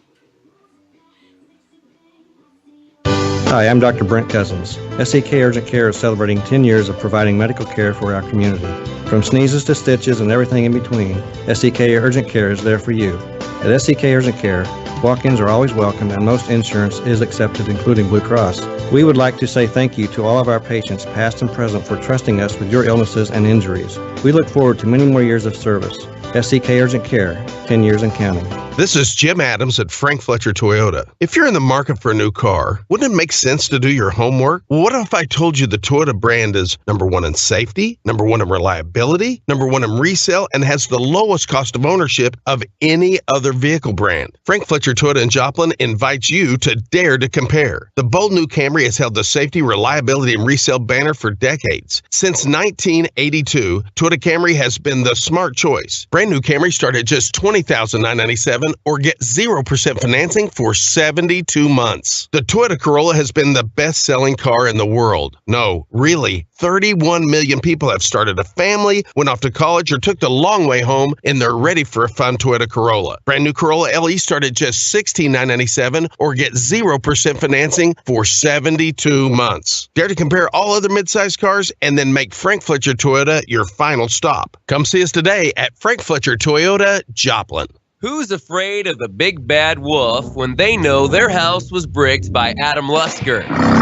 Adam Lusker Masonry has brick by brick, block by block, and stone by stone became the go-to guy for masonry work. No job is too big or too small. Adam Lusker and his crew are not afraid of hard work.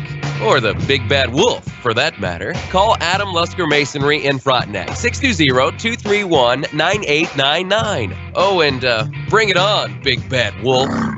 With the winter months fast approaching, now's the time to get your car or truck checked out at Wiseman's Discount Tire. Everyone knows that Wiseman's carries great Cooper tires, but Wiseman's can also check your vehicle's brakes, exhaust, as well as your struts just in time for the winter months.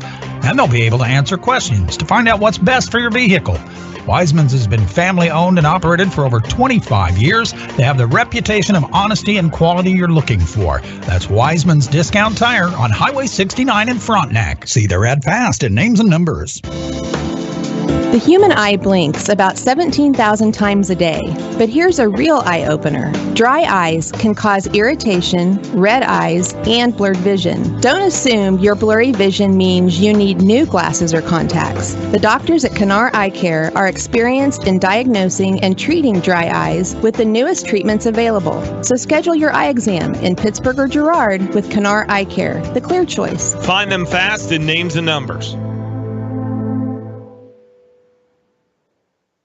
Now, back to Raider football.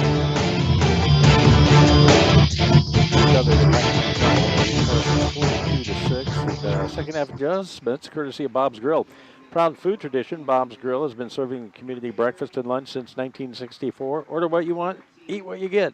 Bob's Grill, 1014 North Broadway in Pittsburgh, and Bob's Grill. Second half adjustments, and you're up 42-6, but I think you need to make some. It was kind of a I don't know, a rough first half actually. Yeah, it's the Raiders didn't really come out this game as focused as they have. I don't believe as they have in all the other games tonight. So I think if you're Coach Smith on offense, you're looking for that consistency. Play calling and what I think you'll see is more of the same. They've been able to get some runs up the middle. They've got the short passing game going.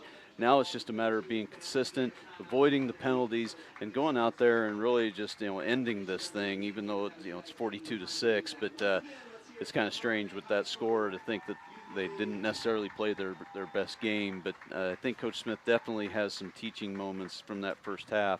Defensively, slow this passing game of Parsons. It's been productive for them. They've got to get pressure on the quarterback, whether that means blitzing or whether the defensive line can get it.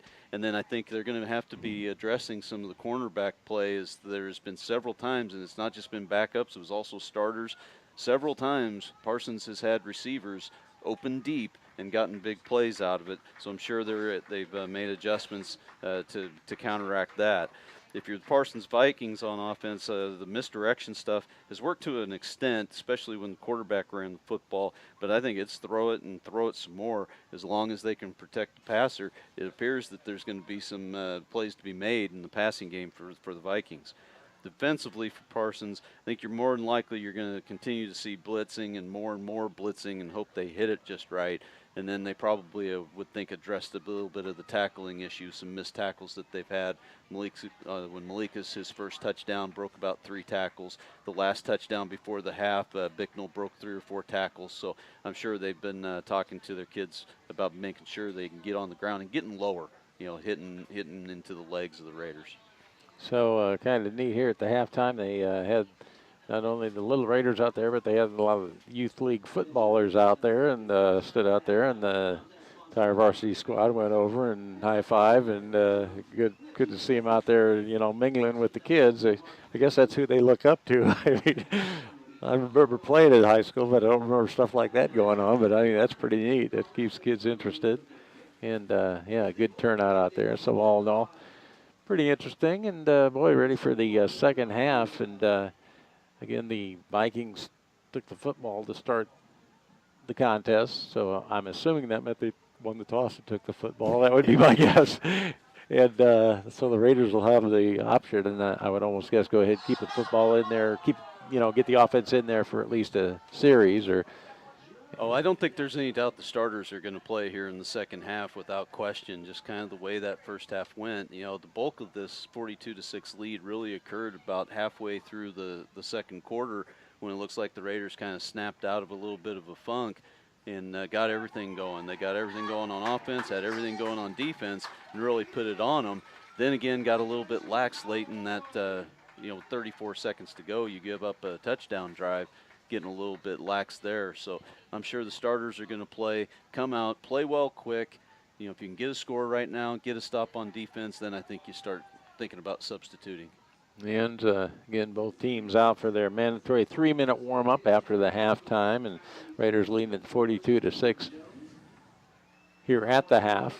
And second half kickoff brought to you by Crestwood Country Club. Crestwood Country Club offers the area's best entertainment value. The weather's cooling off, and make it the perfect time to hit the links. For membership information, contact General Manager and Club Pro Todd Casey, and kickoff it was 68, now down to 66, and South Breeze kind of kicked up. I mean, that American flag is probably up there about 20, 25, I would say, and it wasn't anywhere near that before. But yeah, so far so good. A few slick spots on the field. And again, a reminder, tomorrow we'll have the Frontenac Quarterback Club. We'll have a pancake feed at Applebee's tomorrow morning starting at 7:30. It'll last about 10:30, so come on out, and everybody's invited. You can get tickets there and get some pancakes, meet a lot of the football players who'll be serving you there, and all in all, a pretty nice time, and you're all invited, and looking forward to that. You got some score updates. Absolutely. These are all pretty well halftime scores. Girard 48, Anderson County nothing. Colgan with a 45-0 lead on Yates Center. Columbus and Baxter in a good one. Columbus 15, Baxter 8. Riverton has a 28-0 lead over Southeast at the half. Independence with a 14-6 lead against Labette County in a big game with the de facto SEK League Championship game, more than likely this year. Coffeyville with a 14-6 lead on Chanute, and Galena taking on Cherryville. Galena with a 40-0 lead. And the last score I have is at halftime, Pittsburgh has come back and taken a lead on Bonner Springs. They're up 20-8 at the half. So kicking off for the Vikings is Cody Stevens, and the football blows off the tee.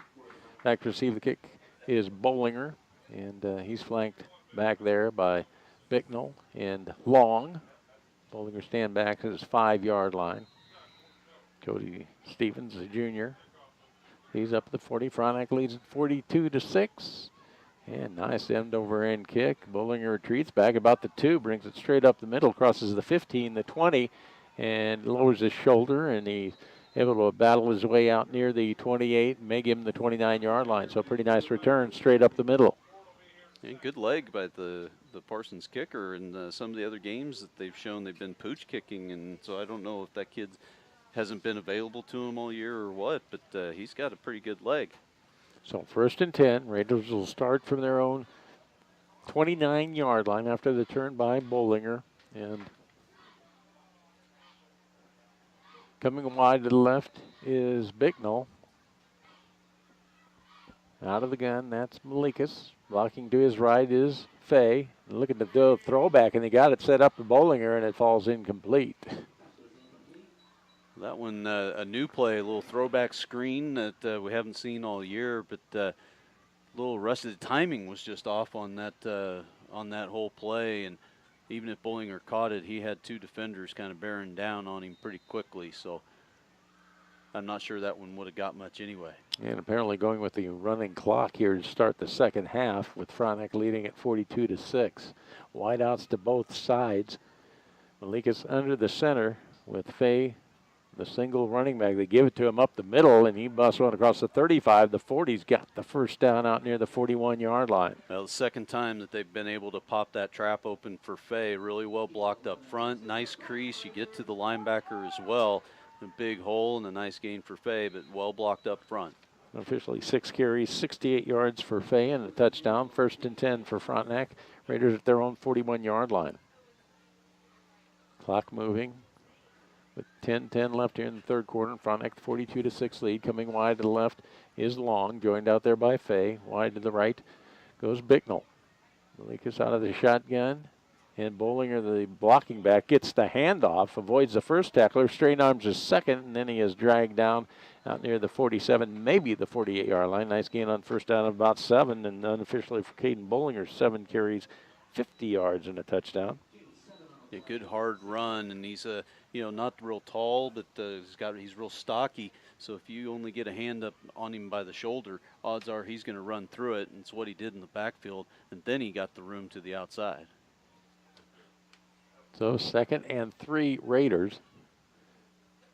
All resting at the Frontenac 48-yard line. Monsieur goes wide right, joined out there by Flora.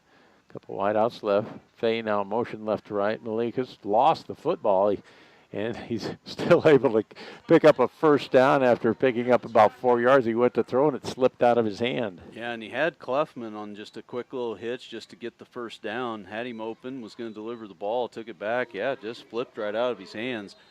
But the athlete that he is, he's able to make something out of nothing and gets a first down. 1st and 10 Raiders. Football resting inside the 49 of the Vikings with 8:48 clock moving here in the third quarter. In Frontenac, the 42-6 lead.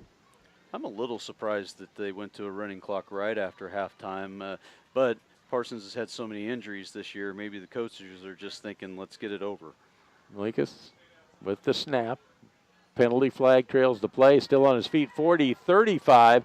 A.J. Lusker on the block in front of him. He gives him a push, and then he's run out of bounds near the 25-yard line. But I think it's going to come back. What was that, a motion? Yeah, illegal Shift? motion is the call. So apparently 2 people moved and only 1 reset. And I don't believe that Coach Mark Smith's too pleased with it as he continues to talk to the White Hat. But I think he finally got an acceptable explanation and not happy with one of the players on the sideline. that's the 5-yard mark off, and the Raiders will face a 1st and 15 now from their own 46-yard line. A.J. Lusker was just ushering Malikas along the near sideline. He got a little push, and it was a big game, but it comes back due to the motion penalty. I was going to say, how would you like to be that corner and you've got all of A.J. Lusker on a full head of steam coming at you? I'm sure not a position that corner really wanted to be in. Bicknell brings the play in from the sideline, then splits wide to the right, coming wide to the left, long. Fay. Well, he's actually trying to line up in the right slot. Gets there. Bollinger, the blocking back to the left of Malikas. Putting it up. Got it complete. That is Bicknell. He shakes one tackler. He's loose along the far sideline inside the 30, flirting with the 25-yard line. Well, and take what the defense gives you. They're going to give you the short throw, take it, and then there's that tackling problem on the outside for Parsons showing up again. Makes one man miss and able to convert for that first down. So good athleticism by Bicknell. Just an easy pitch and catch and turn it up.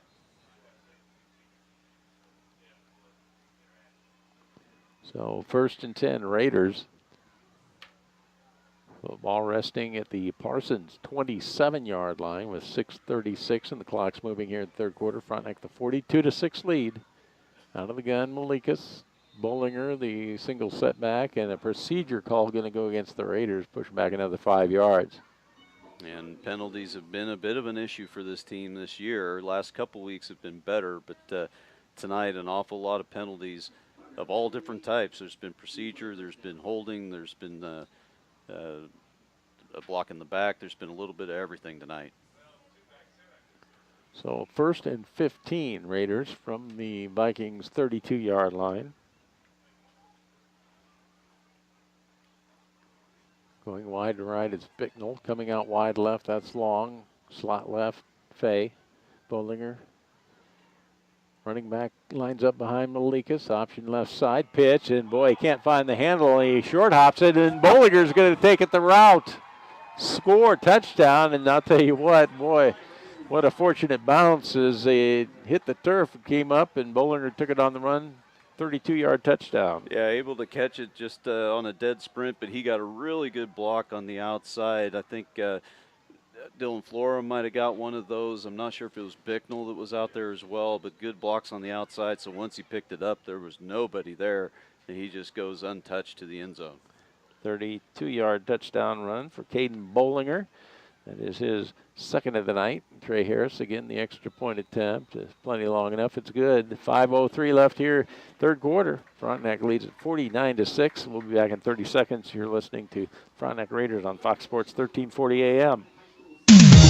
After 3 decades in business, Bittner Motors of Pittsburgh remains a local favorite. If you're in the market for a quality pre-owned vehicle, Bittner Motors has a large selection of late model, low mileage vehicles to choose from. Whether it be a car, truck, or SUV, Bittner Motors will warranty all their vehicles 100% for parts and service. And if you can't find what you're looking for on the lot, they will find it for you. Bittner Motors, 1018 North Broadway, Pittsburgh. Now, back to Raider football.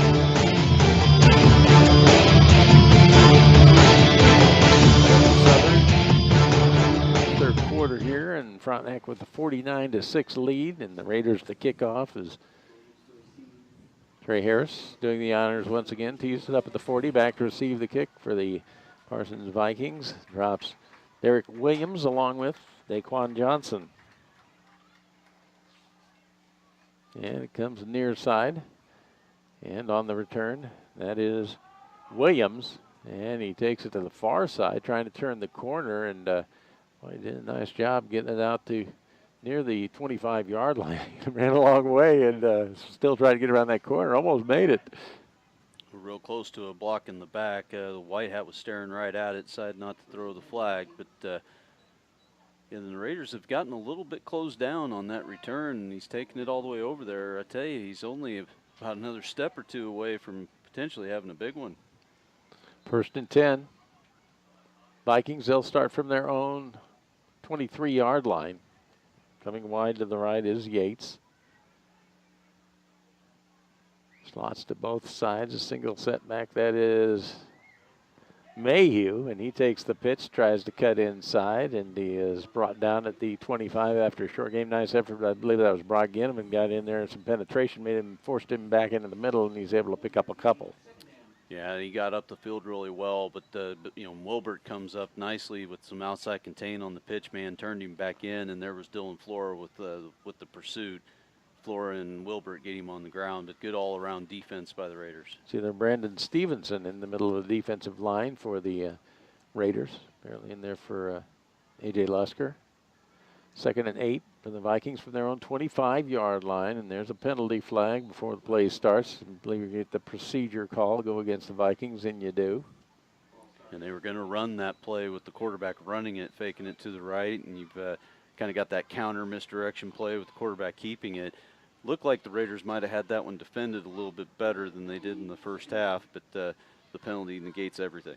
And you got Bicknell at the safety. You got the Brown along with Ishmael at the corners. Also in there Wilbert and Long along with the linebackers Ishmael and Flora. Freese with the snap. Keeps it. Nothing doing as he is brought down back at the 15-yard line. Yeah, Flora all over that play. Just absolutely nowhere to go. And a quick score update, Rob. Independence has scored another touchdown on Labette County. PAT no good, but they lead 20-6 now in the third quarter. Now the field conditions are there. 3rd and 16 for the Vikings from their own 16-yard line. Freese out of the gun. Rolling right, looking to throw, pressured, and boy, is brought down. Was that Flora once again got in there? I believe he did, and threw him back near the 10-yard line. Yeah, Flora on the blitz, and Ginneman does a good job as they kind of plan the rollout, but he gets up the field and keeps him to the inside. That way Flora can, on the blitz, come in and finish him off. So good all-around defense again.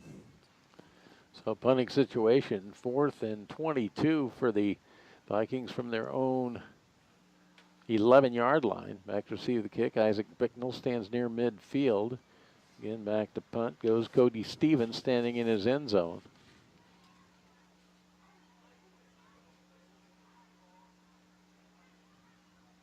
And that punt is away, end over end. Takes a hop. Bicknell takes it on the one hop, drops the football, and he wisely falls on it back at the 46-yard line. Yeah, I thought about running with it a little bit early before he fully had possession of the ball. Did well just to fall back on it. Man, that'll do it for 3 quarters. Frontenac leads Parsons 49-6. We'll be back with the 4th quarter after we take another 30-second break. You're listening to Frontenac Raiders on Fox Sports 1340 AM. The City of Frontenac is a proud supporter of Frontenac High School athletics and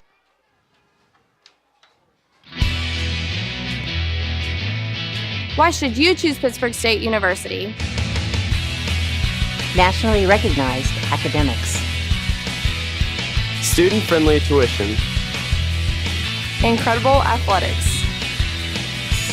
The amazing campus. Whatever you're looking for in a university, you'll find it here. It's why you belong. It's why you belong at Pittsburg State University. Every 4 years, the fastest and strongest among us come together to determine who's the best in the world. At Frank Fletcher Toyota, we invite you to run through the tape. The best-selling Toyota RAV4 leaves the competition in the dust. Drive away a brand new Toyota RAV4 for as little as $24,997 or get 0.9% financing for 72 months. And every Toyota comes with Toyota Care, our 24-month complimentary maintenance plan.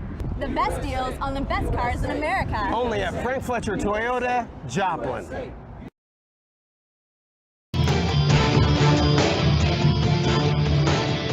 Frontenac leads Parsons 49-6. We'll have the running clock, and the Raiders with a 1st and 10. The Vikings 46-yard line. Peyton Brown at quarterback reverses out, gives it a dive left side, and that was Tristan Fay for a short game. Yeah, ISO along the left side, and that was at Brett Houck did a pretty nice job reading that one. Slipped past the block, got into Fay before he could get too far. 2nd and 7 for the Raiders from the Vikings 43-yard line. This time Clefman goes wide left, joined out there by Fay. Coming wide to the right is Ginnivan. Lekas under the center with Bollinger. The single running back behind him bobbled the snap, or excuse me, that was Brown in there. Couldn't handle the snap, and he's forced to fall on it back at the 44-yard line. Lost a yard. And that's the case you never really know unless you're out there, whether the center didn't get it up or whether the quarterback left early. Couldn't really tell from our vantage point, but Brown did the best that he could just to fall on it. And the last thing you want at this point is any kind of turnover. So the Raiders face a 3rd and 8 from the Vikings 44-yard line. Wide left goes Mansour. Couple wide outs right. Single running back, that is Bollinger behind Brown. Reverses out, gives it to Bollinger. Lowers his shoulder, and he is brought down. Tyler Metcalf stops him for a gain of about 4 yards. Just good hard run by Bollingers. Ran hard all night, and you thought maybe with Model being out tonight with the ankle injury that you might see Bollinger run the football a little bit more tonight than he has in some other games. Has done well. And 4th and 4 Raiders. Football resting just inside the Vikings 40 with 10:15 remaining. Clock moving. Frontenac leading at 49-6. Clefman goes wide left. Ishamira joins him out there. Ginnivan wide right. Also with him, Roseboro. Out of the gun. Brown throws. He got complete to Ginnivan. He takes a knee at the 32 and able to pick up about 8 on that completion. Well, nice pitch and catch, and he runs a good route because he runs it far enough for the first down. He didn't aware of where the sticks were, pushed the corner off, and came back to the ball, and a nice delivery of the pass by Brown. So the Raiders with a 1st and 10. And the football resting at the Vikings 32-yard line. Clefman wide left along with Mansour. Tight the right side, Roseboro. Running backs out of the eye. Lloyd, the fullback. The tailback is Ishamira. There's give to Ishamira. And boy, he's stood up. Still trying to move the pile down about the 28 before he's thrown back. And seeing some new offensive linemen in the game now for the Raiders. See out there Joey DeWeese, Dylan Toll. They're the right side of the line now. I think Cal Strand may have taken over at center. We got Ethan Evans and Trey Harris on the left side of the line. 2nd and 7. Raiders from the Vikings 29-yard line. There's a give. All the ball's loose. So they tried to hand it to the fullback, Loy, and just never found the handle, and I believe the Vikings got the fumble. Yeah, and I'm not sure exactly where that happened, but it never looked like Loy had full control of the football. Actually, I think they said the Raiders got back on it. Wow. I'm not sure how. I missed that. I thought it was, just didn't make connections, and it started toward the goal. Somebody got on it. I think it may have had to have been Zach Roseboro that was able to dig in the pile and come up with it. Well, a good effort there. Looking like the Raiders turned it over. Actually, no turnovers tonight. And it's been a big part. The interceptions that they've got tonight have really changed the game in a lot of ways. And there's the give. That's Ishamira out of his tailback slot, and he's run out of bounds back at the 26-yard line. And he's thrown down, and boy, penalty flag goes down. It'll advise there as they actually had him stopped for no gain. If I'm not mistaken, that looked like Brett Houck that I'm sure it's been a frustrating game and, quite frankly, probably season for these kids. And Houck Early has played a pretty decent game tonight. It's made a lot of plays, but absolutely late on the sideline, no question. 7:22, clock's moving. Frontenac will have a 1st and 10, and the Raiders will be at the Vikings' 13-yard line. Raiders lead at 49-6. About to go to 7-0 and heading to Columbus next Friday. Brown out of the gun. With the snap, going to keep it. Try the left side. Jukes one defender, and then, boy, he's trying to turn the corner, and a penalty flag goes down, and might have gotten a face mask. Looked like he had a head jerked down, and actually turned it into a pretty nice game. Yeah, good effort by Brown. He gets grabbed by the face mask right off the bat in the backfield, was able to shake it off, and then showed a little bit of speed getting to the outside and turning it up. It looks like, are the Raiders going back? No, that's a face mask. That was close to a 9-yard gain. Yeah, it was a very good effort by Brown.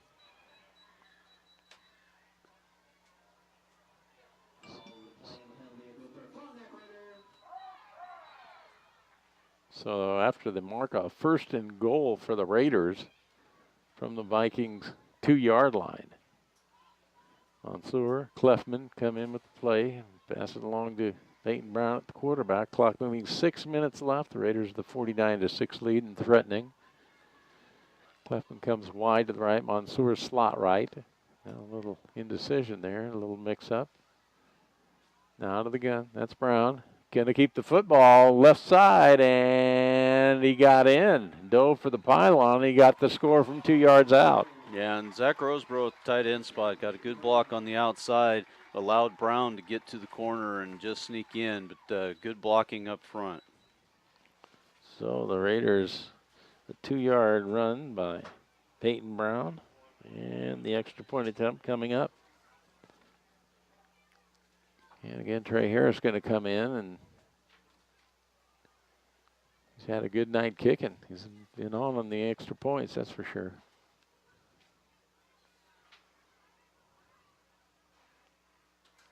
Long to hold. That kick up plenty long enough. No good. I guess I jinxed him, didn't I? oh well. Clock moving, 4:52. Frontenac's 55-6 lead. Let's take let's keep it here. I'll got a little time with the Raiders lead at 55-6 after the 2-yard touchdown run by Peyton Brown. Extra point attempt fails, and the Raiders kickoff coming up. And like I said, this moves the Raiders to 7-0, heading to Columbus next Friday in a big showdown, the league and district. And the Vikings fall to 1-6. They'll be at Baxter Springs, and the Lions quietly having a nice season down there at Baxter. Yeah, much improved. A lot of senior-laden team, a lot of size. Got Dardine, Doug Dardine, the running back for them, runs the ball very hard, and they've got a good running game down in Baxter. So they're having quite a battle tonight with Columbus. Haven't seen any further updates. Last score I saw was Columbus 15 and Baxter 8, but so a good one going on there. And the kickoff coming up, and try and see, will it be Trey Harris teeing it up again at the 40? They kind of got a luxury, Nathan Kaufman, pretty good leg. He could put the foot to it, but going to let Trey keep at it as he's had a few go into the end zone and had a nice night kicking.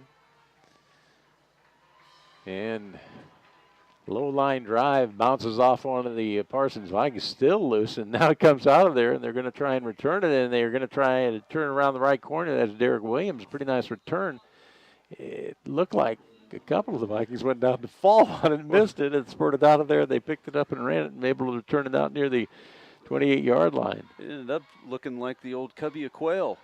You remember that? Yeah, I know exactly what you're talking about. Everyone would come in on the ball, and you never know who it is, and they all take off running. That's kind of what ended up happening there. I just think, he kind of low-line drive, didn't hit it real well, and it was whittled around there, and I think a couple of Vikings got a hand on it. One picked it up and turned it to the 30-yard line where the Vikings will have a 1st and 10.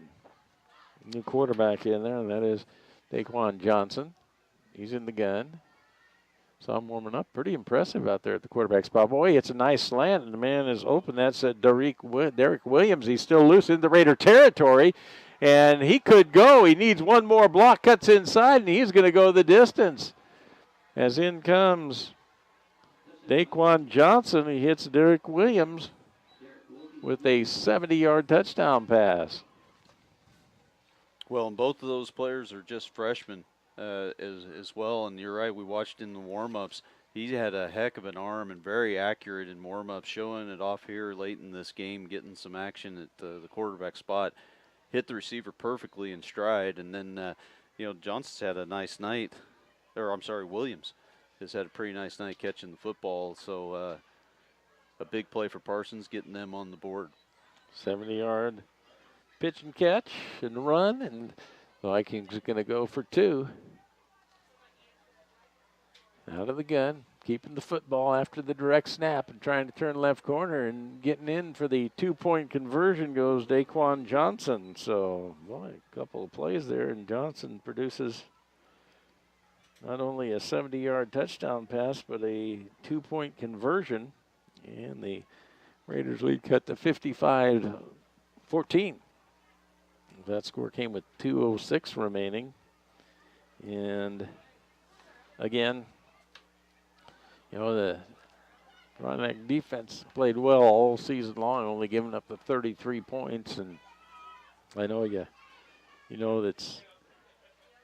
it's over, but you always try and be pretty stingy on that defensive side of the football, and that was just a nice play as they kind of perfect pass, caught it on the run, and nice moves, and turns out to a 70-yard touchdown pass. And you did have the backups in the game, and the starters not on the field for that, but this is going to be kind of an odd feeling tonight. They're going to win this game big. It's 55-14. It sounds like it's a dominating performance.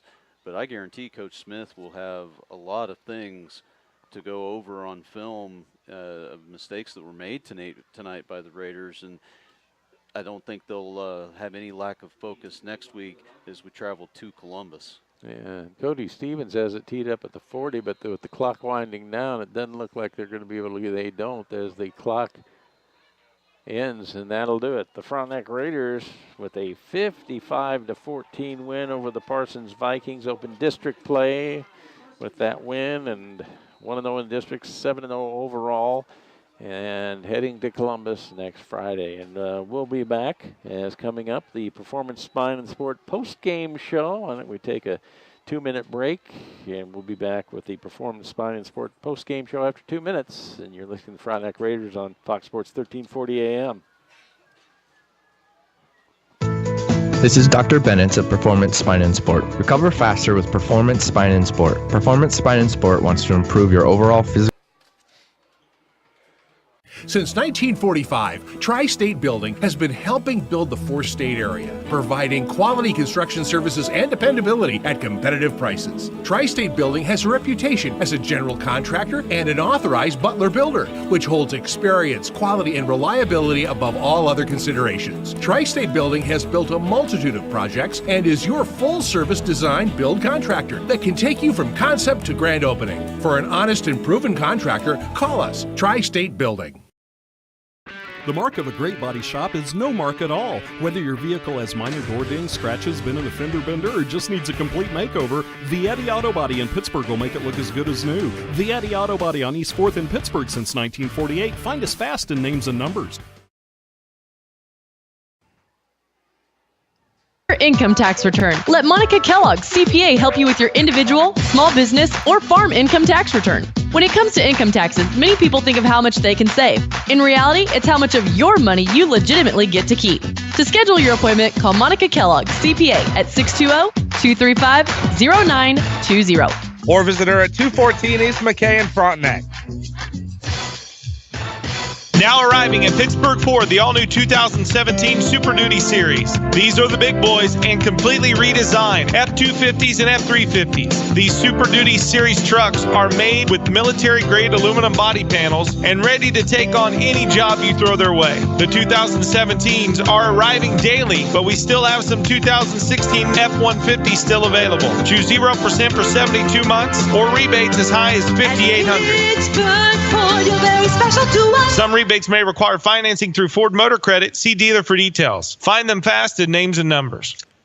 Accidents happen. That's why they're called accidents. And if you're involved in an accident, it becomes an instant worry, including can your car be repaired properly and in a timely manner. Enter Larry Barrett Body Frame and Towing, a company that exemplifies quality work done in a timely manner. Best of all, Larry Barrett Body Frame and Towing offers direct billing to most insurance companies. So, if you're in an accident, there's one name to remember: Larry Barrett Body Frame and Towing. Their name says it all. Ask about their 24-hour towing service too. Call 232-9400. Find the fast in names and numbers. Now, back to Raider football.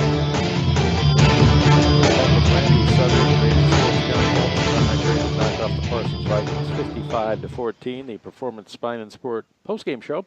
Cover faster with Performance Spine and Sport, specializing in treating soft tissue-related injuries that result from everyday work and play. Performance Spine and Sport inside the Meadowbrook Commons at Centennial and Broadway. And time to hand out some awards. The collision of the game, Vietti Auto Body and Alignment. When you find yourself involved in a collision on the streets, choose Vietti Auto Body and Alignment. With over 100 years of combined experience, Vietti Auto Body and Alignment on 4th Street since 1948. And the Vietti Auto Body and Alignment Collision of the Game Award winner, A.J. Lusker, first quarter. T.J. Mayhew gets the dive up the middle and just absolutely got swallowed and then slammed to the ground by A.J. Lusker. Easily our collision of the game. So congratulations to A.J. Also, the Kansas Teachers Community Credit Union Player of the Game. Kansas Teachers Community Credit Union is a sound, quality-driven organization that provides the most desirable financial services for members while safeguarding their assets. With 4 locations across southeast Kansas to better serve the community, you can find them in Pittsburgh at 416 North Broadway. Kansas Teachers Community Credit Union Player of the Game Award, Jake Wilbert, 3 interceptions on the night, returning 1 for a touchdown, almost another one for a score. Set up a big, kind of the turning point in the game, if you ask me, in the first quarter, setting up the second score and kind of opened the floodgates. I guess that's a little hint on the game-changing play coming up. There you go. So congratulations, Jake Wilbert. And the game-changing moment or play of the game brought to you by Pitt Realty. Buying and selling a home is one of the biggest events in a person's life and should not be taken lightly. Pitt Realty promises to be there every step of the way, guiding and advising to see you through that the transactions made are most beneficial for you, your family, and or business. The Pitt Realty game-changing moment or play of the game. First quarter interception by Jake Wilbert set up a score, and that kind of almost woke up the Raiders a little bit, and then set up the floodgates opening in the second quarter when the Raiders did play well. So congratulations, Jake Wilbert, on the game-changing moment or play of the game, brought to you by Pitt Realty. And going to wait for the arrival of Mark Smith to come up for some post-game comments as his Raiders improved to 7-0 with that 55-14 win over Parsons and head to Columbus next week, trying to get a score on that Columbus and Baxter Springs game. They had a close one going there, so we'll have to wait on that. Why don't we take another 2-minute break, 2 minutes, and you're listening to Frontenac Raiders on Fox Sports 1340 AM. This is Dr. Bennett of Performance Spine and Sport. Recover faster with Performance Spine and Sport. Performance Spine and Sport wants to improve your overall physical performance. We specialize in treating soft tissue-related injuries that result from everyday work and play. This fall, we are offering a Saturday morning sports recovery clinic. This features discounted rates on our cryotherapy, Normatec recovery, with active release chiropractic soft tissue care also available. Performance Spine and Sport, inside Meadowbrook Commons at Centennial and Broadway in Pittsburgh. Meet Jim. Jim loves his car, but right now Jim is sad. You see, Jim was in a fender bender and his car's a wreck. Now Jim's dealing with insurance hassles, figuring out who to trust with the repairs.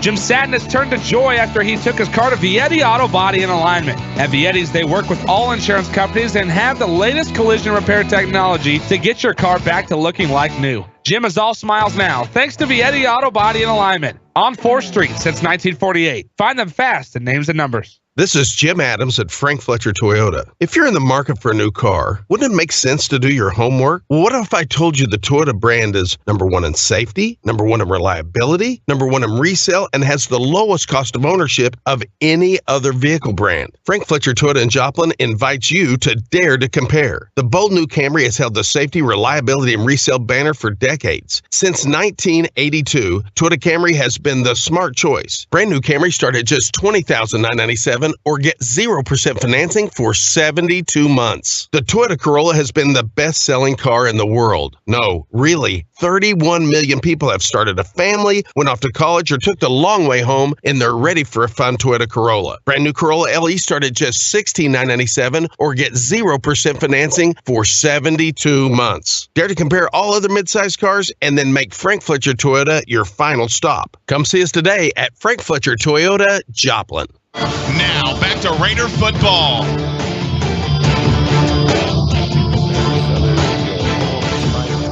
Game show continues, and we're going to take a look at the unofficial stats scoring summary, and we'll wait to see if Coach Mark Smith, he's going to be heading up this way. He's having a little family time right now. We got Columbus scores. Columbus 35, Baxter Springs 8 right now. That's the score that we have. And taking a look mainly at the Frontenac Raiders stats, Brandon Malikas, 8 carries, 71 yards, a couple of touchdowns. Caden Bollinger, 9 carries, 86 yards, 2 scores. Tristan Fay had 7 carries, 71 yards and a touchdown. Peyton Brown, 3 carries, 10 yards and a score. And Brendan Ishamir, a couple of carries for 3 yards through the air. Brandon Malikas, 7 of 10 unofficially, 95 yards and a touchdown. And Peyton Brown, 1 of 1 for 8 yards. So, moved the ball well on the ground really tonight because, relatively speaking, normally you put up more yardage through the air do the Raiders, but still pretty well balanced. And again, kind of an odd game coming off that big one at Altamont against Labette County last week. It didn't seem like, the kids is fired up heading in the district playing with Parsons, but going to get ready. I'm sure a tough week of work heading to Columbus, who was up 35-8 was the score that we had. And also a reminder that following the ball game, you can tune to ESPN 100.7 FM, KSHQ. That's for the Campus Bookstore Scoreboard Show, so you might want to check that out. And also we mentioned the Frontenac Quarterback Club, again, going to have a pancake feed tomorrow morning at Applebee's in North Broadway in Pittsburgh. It's $5 for all the pancakes you can eat, so come on up. And everybody's invited, and you'll have some of the football players there serving, so you know them by number. You can kind of see what they look like, and for some that's kind of scary, but in any event, you can come out there to Applebee's tomorrow morning starting at 7:30 for the Quarterback Club pancake feed. So I'm looking forward to that. And again, stay tuned as you'll be able to hear the KSHQ 100.7 FM, the Campus Bookstore Scoreboard Show. And joining me is Frontenac Raiders coach Mark Smith, and the Raiders a 55-14 win over the Parsons Vikings. And boy, tough in the early going. It seemed like we were in trouble getting it in gear here this evening. Yeah, I don't think we were as focused as we were last week, and it's kind of a good wake-up call that first play of the game. We got lucky there was a penalty on Parsons, but after that our defense kind of stepped it up, really stopped the run game. Had a few big pass plays, but overall defense played pretty good again. And you mentioned, of course, they were excited about that Labette County game. Parsons comes in struggling, but you watched them on video. They had some talented kids. They were just bit by the injury bug. A lot of their kids have been out or in and out, and you didn't see that consistency. But it seemed to me like maybe, like you said, that that defense kind of took over, and after a few issues, they kind of took charge and took control of the game. Oh, they did. Our defense kind of gave us good field position in that first half, and we executed on offense and got some scores. Our D-line kind of got some pressure. The quarterback did a good job getting the ball rid of it pretty quick, and we made them one-dimensional, which is what we like to do on defense, and we knew they were going to throw it. They have some athletes that made plays, but overall they kept bending, but they never broke, and until that last play of the half. But overall, good team win. And, we were looking at some of the statistics, and not the big numbers passing, but kind of spread the wealth on the ground, and it looked like we're getting some pretty good numbers from a variety of ball carriers here tonight. Yeah, Brandon ran well. Caden ran well. Tristan ran well. We're missing Austin Model tonight, but offensive line did a tremendous job again, opening up some big holes.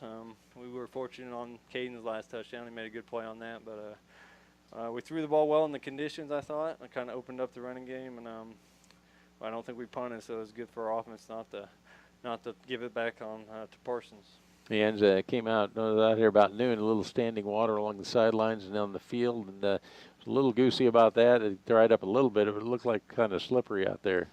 It was soft, yeah. I was hoping we didn't get that much rain last night, but I heard a big thunderstorm middle of the night, and I wasn't very happy. But our fields had 3 battles with rain, and it's held up pretty good.